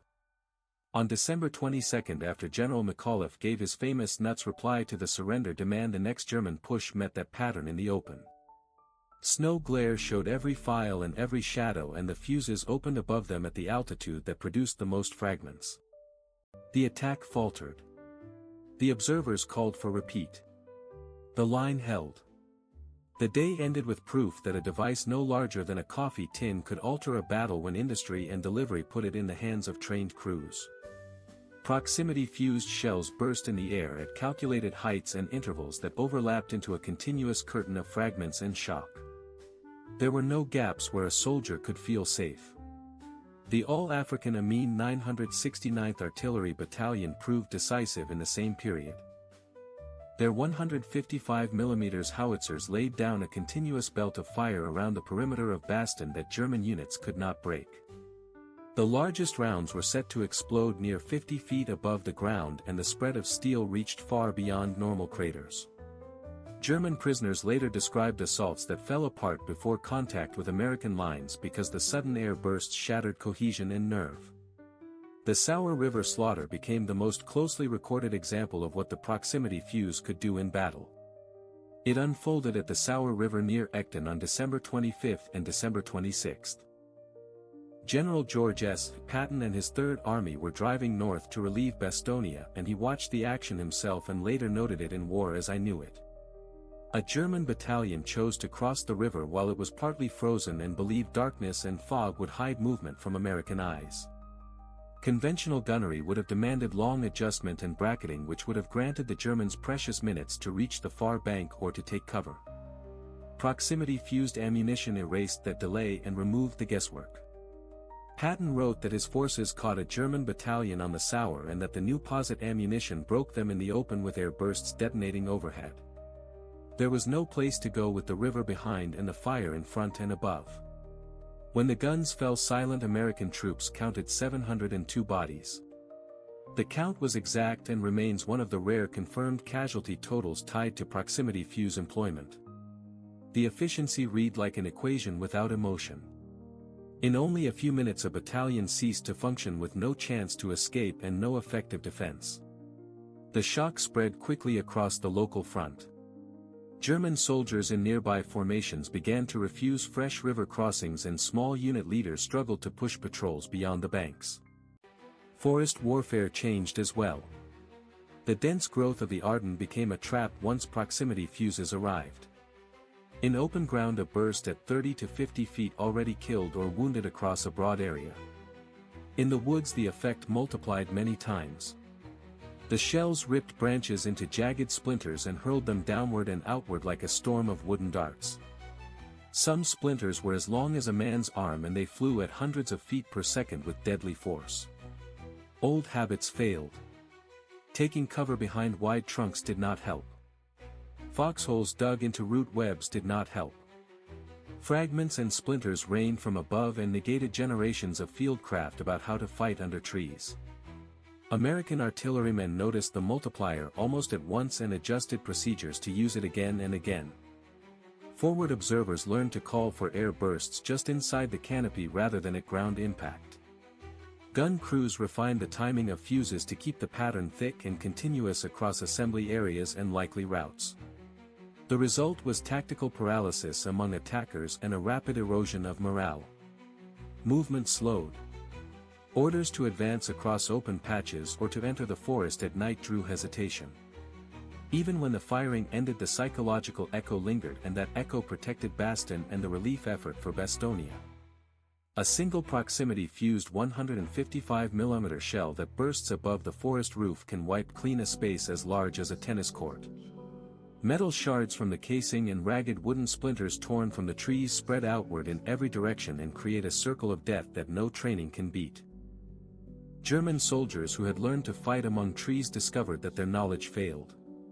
When they spread out to limit losses, the wide area effect still found them. When they closed ranks to help one another, a single burst could erase an entire squad. There was no correct move against this new danger. It was technical superiority made visible. The proximity fuse worked with principles that looked like magic to soldiers of the 1940s. Inside each small metal head sat a tiny radio set that operated between 180 and 220 MHz. It sent a steady stream of waves that bounced back from the ground and from trunks and from vehicles and from bodies. As the shell drew nearer, the echo grew stronger. When the echo reached the level tied to the best height for damage, an electronic switch fired the charge. All of this had to keep working under violence that ruined normal equipment. The shell left the gun with a shock that reached 20,000 times the gravity of Earth. Barrels heated the skin to thousands of degrees Fahrenheit and the flight climbed into air that froze breath. The spin of the projectile created brutal outward force. Yet careful protection of delicate vacuum tubes kept the device alive and the system reached reliability above 80%. Tests fixed the best burst heights for different guns and calibers. At WW2 Proving Ground, the standard 105mm howitzer showed that 30 feet above the surface gave ideal coverage. The 155mm weapons reached peak effect at 50 feet. The rare 240mm shells produced terror at 70 feet and beyond, and they could strip entire grid squares of defenders. This edge in design turned into control of the field. Studies measured gains from 5 times to 10 times in killing power when compared with normal shells. The area where fragments could kill grew by a factor of 50. Results against aircraft looked even more dramatic. Crews that fought V-1 flying bombs improved interception from 17% to 79% within weeks after proximity fuses entered service. German intelligence and leadership failed to read the danger. In December 1944, Wehrmacht forces captured an American ammunition site and took roughly 20,000 shells with proximity fuses. That haul should have forced a rush to build answers. Instead, German specialists looked at the captured parts and judged that the device could not work as described. They wasted the moment and they paid for it in blood. The forest became a trap. A burst set for 30 to 50 feet already caused terrible wounds in an open field. Under heavy branches the power multiplied many times. Splinters as long as a forearm fell like a storm of spears, and they moved at hundreds of feet per second. Old habits died. Thick trunks did not save men. Foxholes dug among roots did not save men. Death fell from above and erased rules that had guided fighters for generations. Forward observers learned fast and began to request bursts just beneath the canopy rather than on impact with the soil. Gun crews tuned the timing to keep the sky filled with overlapping patterns. Attackers halted. Orders to enter a stand of trees at night drew silence and slow steps. Even after the batteries stopped, the ringing in the mine stayed, and that echo shaped each new choice on the line. German engineers could not accept that an artillery shell might carry fragile vacuum tubes and still survive firing in flight. The idea violated their trained sense of what electronics and ballistics could endure. Many concluded that the Americans must be using some kind of magnetic trick, or that the visible parts were decoys that hid the real working core. This misreading grew from institutional habits and from choices made before the war. Germany had in fact led work on the proximity fuse in the early period.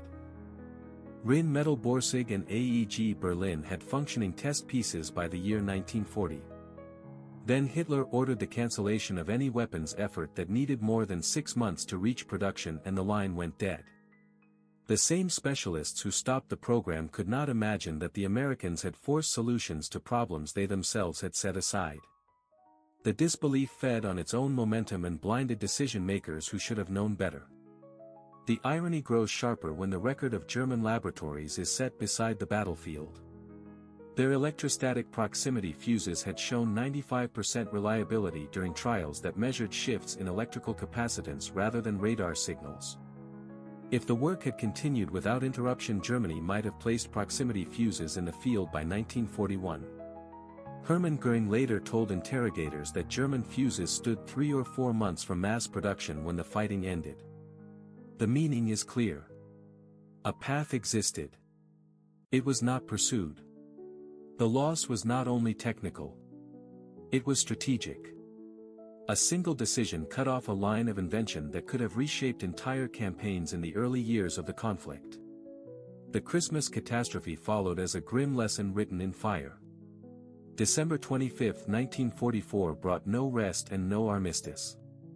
German formations that tried to use the holiday for resupply and for reorganization learned that proximity fuses honored no pause in battle. Field kitchens drew fire. Supply convoys drew fire. Assembly points drew fire. The rounds found them without the help of forward observers. The 420th Armored Field Artillery Battalion alone sent more than 1,000 shells on Christmas Day, and most of these rounds carried proximity fuses. Their M7 Priest self-propelled howitzers produced quick and steady fire and struck with a speed that left German units unready and exposed. What had once been a daylight arm became a threat that worked through cloud and into night and did not depend on clear sight lines or on visual correction. The mental shock spread fast because the old shelter rules collapsed at once. German soldiers had learned to move when weather turned foul and when Allied aircraft could not fly and when observers could not see. They trusted fog and rain and snow. Proximity fuses erased that safe window. Death could fall at any hour in any weather without more warning than the thin whistle of shells coming in from far away. The habit of choosing poor weather to reduce risk became a habit that no longer worked. Men began to hesitate. The simple act of stepping off a track or lighting a stove became a risk because the sky itself had become the trigger. Malmi and Scorzini's elite were struck by this new reality as well. On December 21, SS Colonel Otto Scorzini led his chosen commandos in an attempt to seize Malmedy. These were not ordinary troops. They had rescued Mussolini. They had nearly captured Tito. They had crossed American lines while wearing American uniforms. They represented the sharpest edge that Germany could place in the field. They met proximity-fused artillery that burst above them with a precision that seemed to read their movement and turned their American disguise from a clever tool into a dangerous burden. Exact counts remain debated, but the outcome is not. The attack failed with heavy losses and Scorsese's offensive operations came to an end. The collapse of confidence inside elite formations carried special weight, and it marked the moment when belief in old methods gave way to fear of a device that changed the rules of battle. These soldiers were raised on certainty about German superiority and trained to the highest standards, yet they stood powerless before American technology. Unit cohesion failed under the storm of air bursts and fragments. Eyewitnesses described men who abandoned cover and ran straight toward American lines because a swift end felt easier than waiting for the next strike. That impulse marked a collapse of discipline inside formations that Hitler considered the most loyal and the most resolute. The belief system that had carried them through earlier campaigns met a weapon that did not respect courage or drill, and the result was despair that moved from squad to squad like a cold wind. Behind that effect stood an industrial feat that matched any achievement of the war.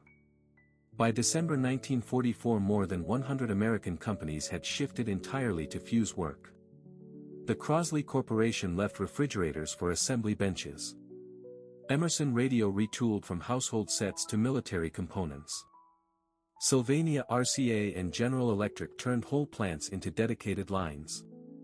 Quality control reached a standard not seen before in mass production.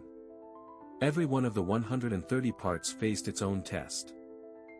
Each solder joint was checked under magnification. Random lots were fired from guns to prove survival in flight and recoil. The reject bin never stayed empty because even a small deviation meant discard without appeal. A workforce made up largely of women held this precision for 12-hour shifts 6 days each week. Security rules kept them from knowing the full purpose of their labor. They understood only that it was vital and urgent and that the schedule allowed no pause. Output rose until a proximity fuse left the line every 2 seconds around the clock. The price fell across the same period.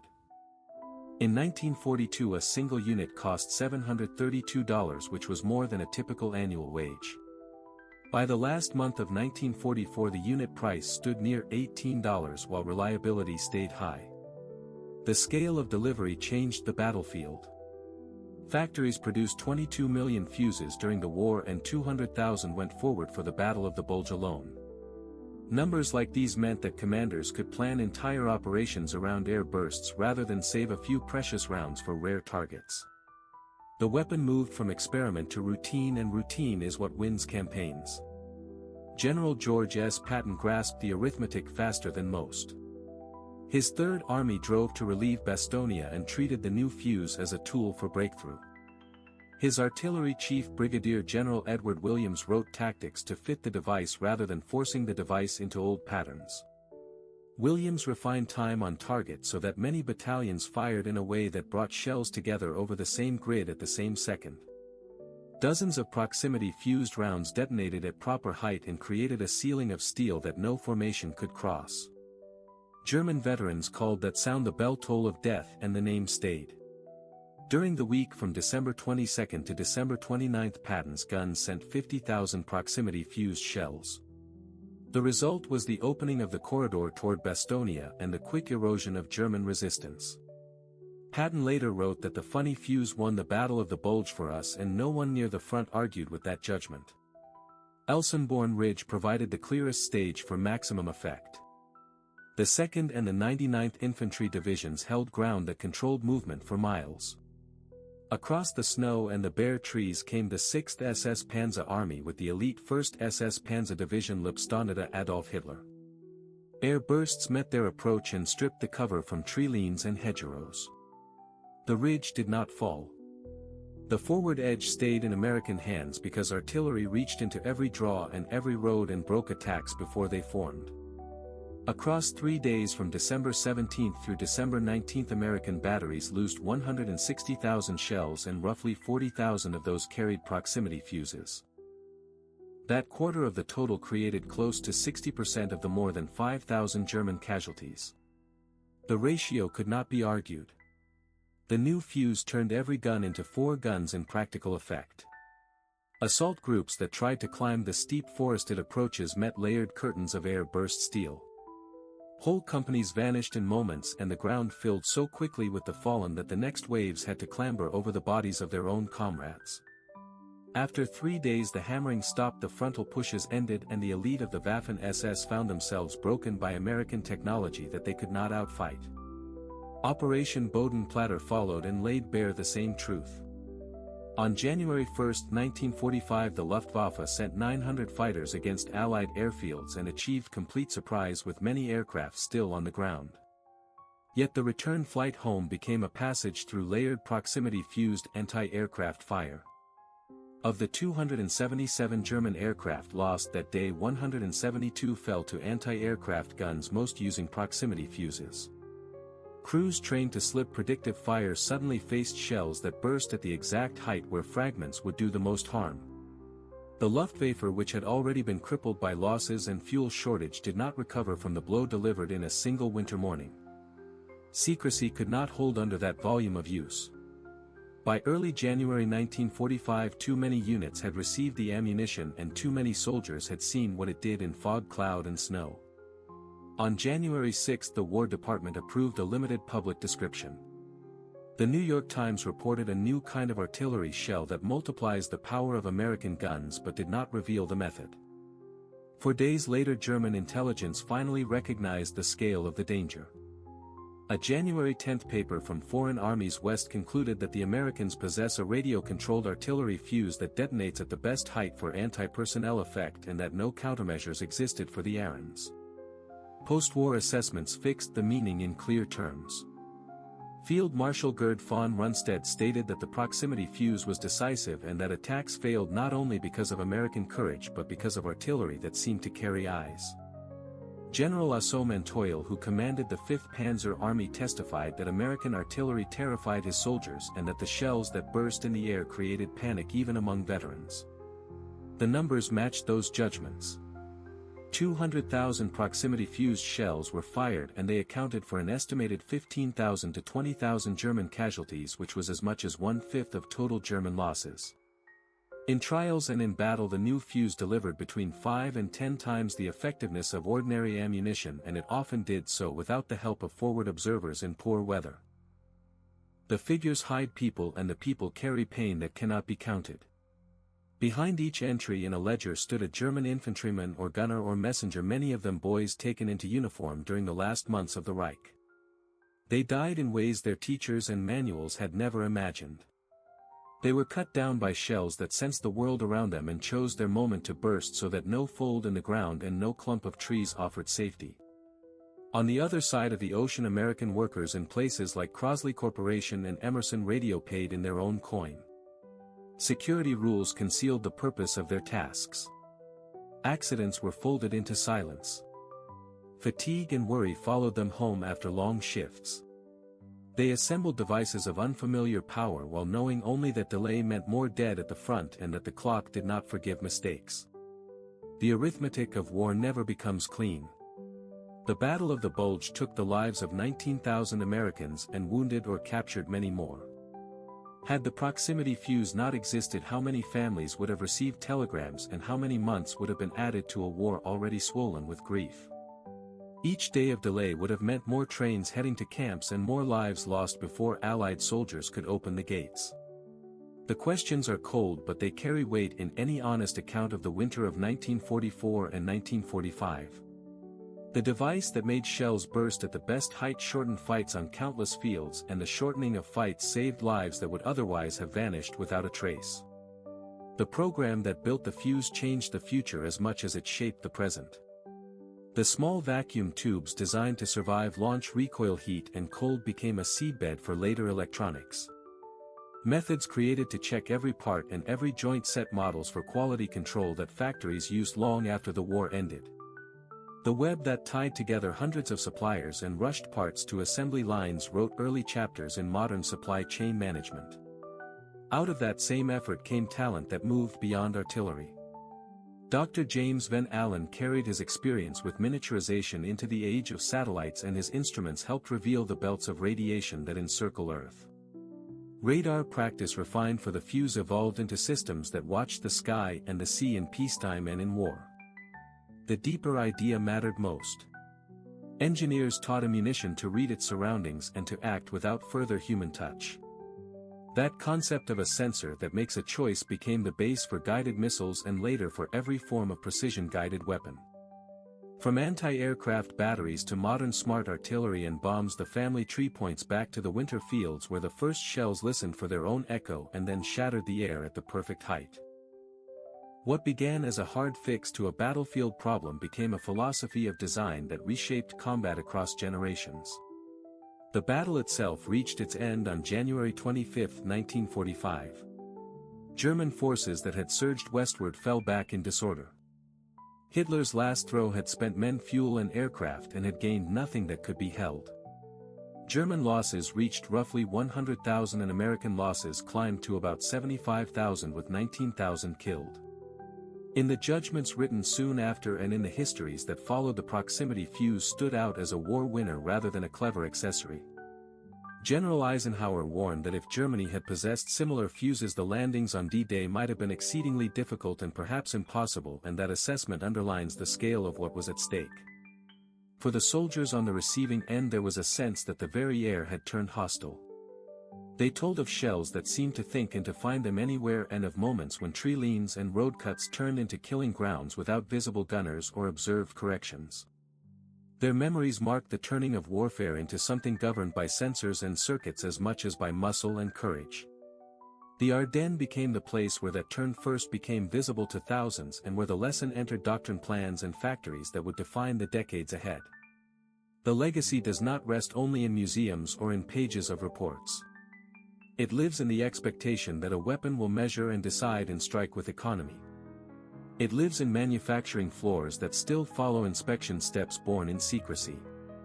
It lives in the idea that speed and precision can spare friendly lives and shorten wars even as they make destruction more exact. The proximity fuse was a hinge on which both outcomes swing. It reduced the time between contact and decision on the battlefield, and it compressed the time between idea and effect in the workshop, and that compression has become a hallmark of the technological age. In the end, the story holds grief, achievement, fear and relief together. Teenagers in Feldgrau crumpled under air bursts that no trench could stop. Women and men at soldering benches pushed through exhaustion and did not know why until the papers finally printed a guarded description. Commanders counted losses and gains and found that a small device carried the weight of entire operations. The winter campaign closed the door on the last German offensive and opened another onto a world where weapons sense and act, and where victory often belongs to those who best align science with production and doctrine. On December 16, 1944, Colonel Axelson carried out the first unauthorized use of the proximity fuse. What began as a single field decision turned into a deliberate rollout of roughly 200,000 shells across the Ardennes. The new fuse proved in real combat that science applied with urgency could deliver a decisive edge. American factories, research teams and artillery units moved in step and turned a fresh idea into a battlefield habit. That alignment of industrial capacity, scientific problem solving and quick tactical learning forged a tool that pressed the war in a new direction.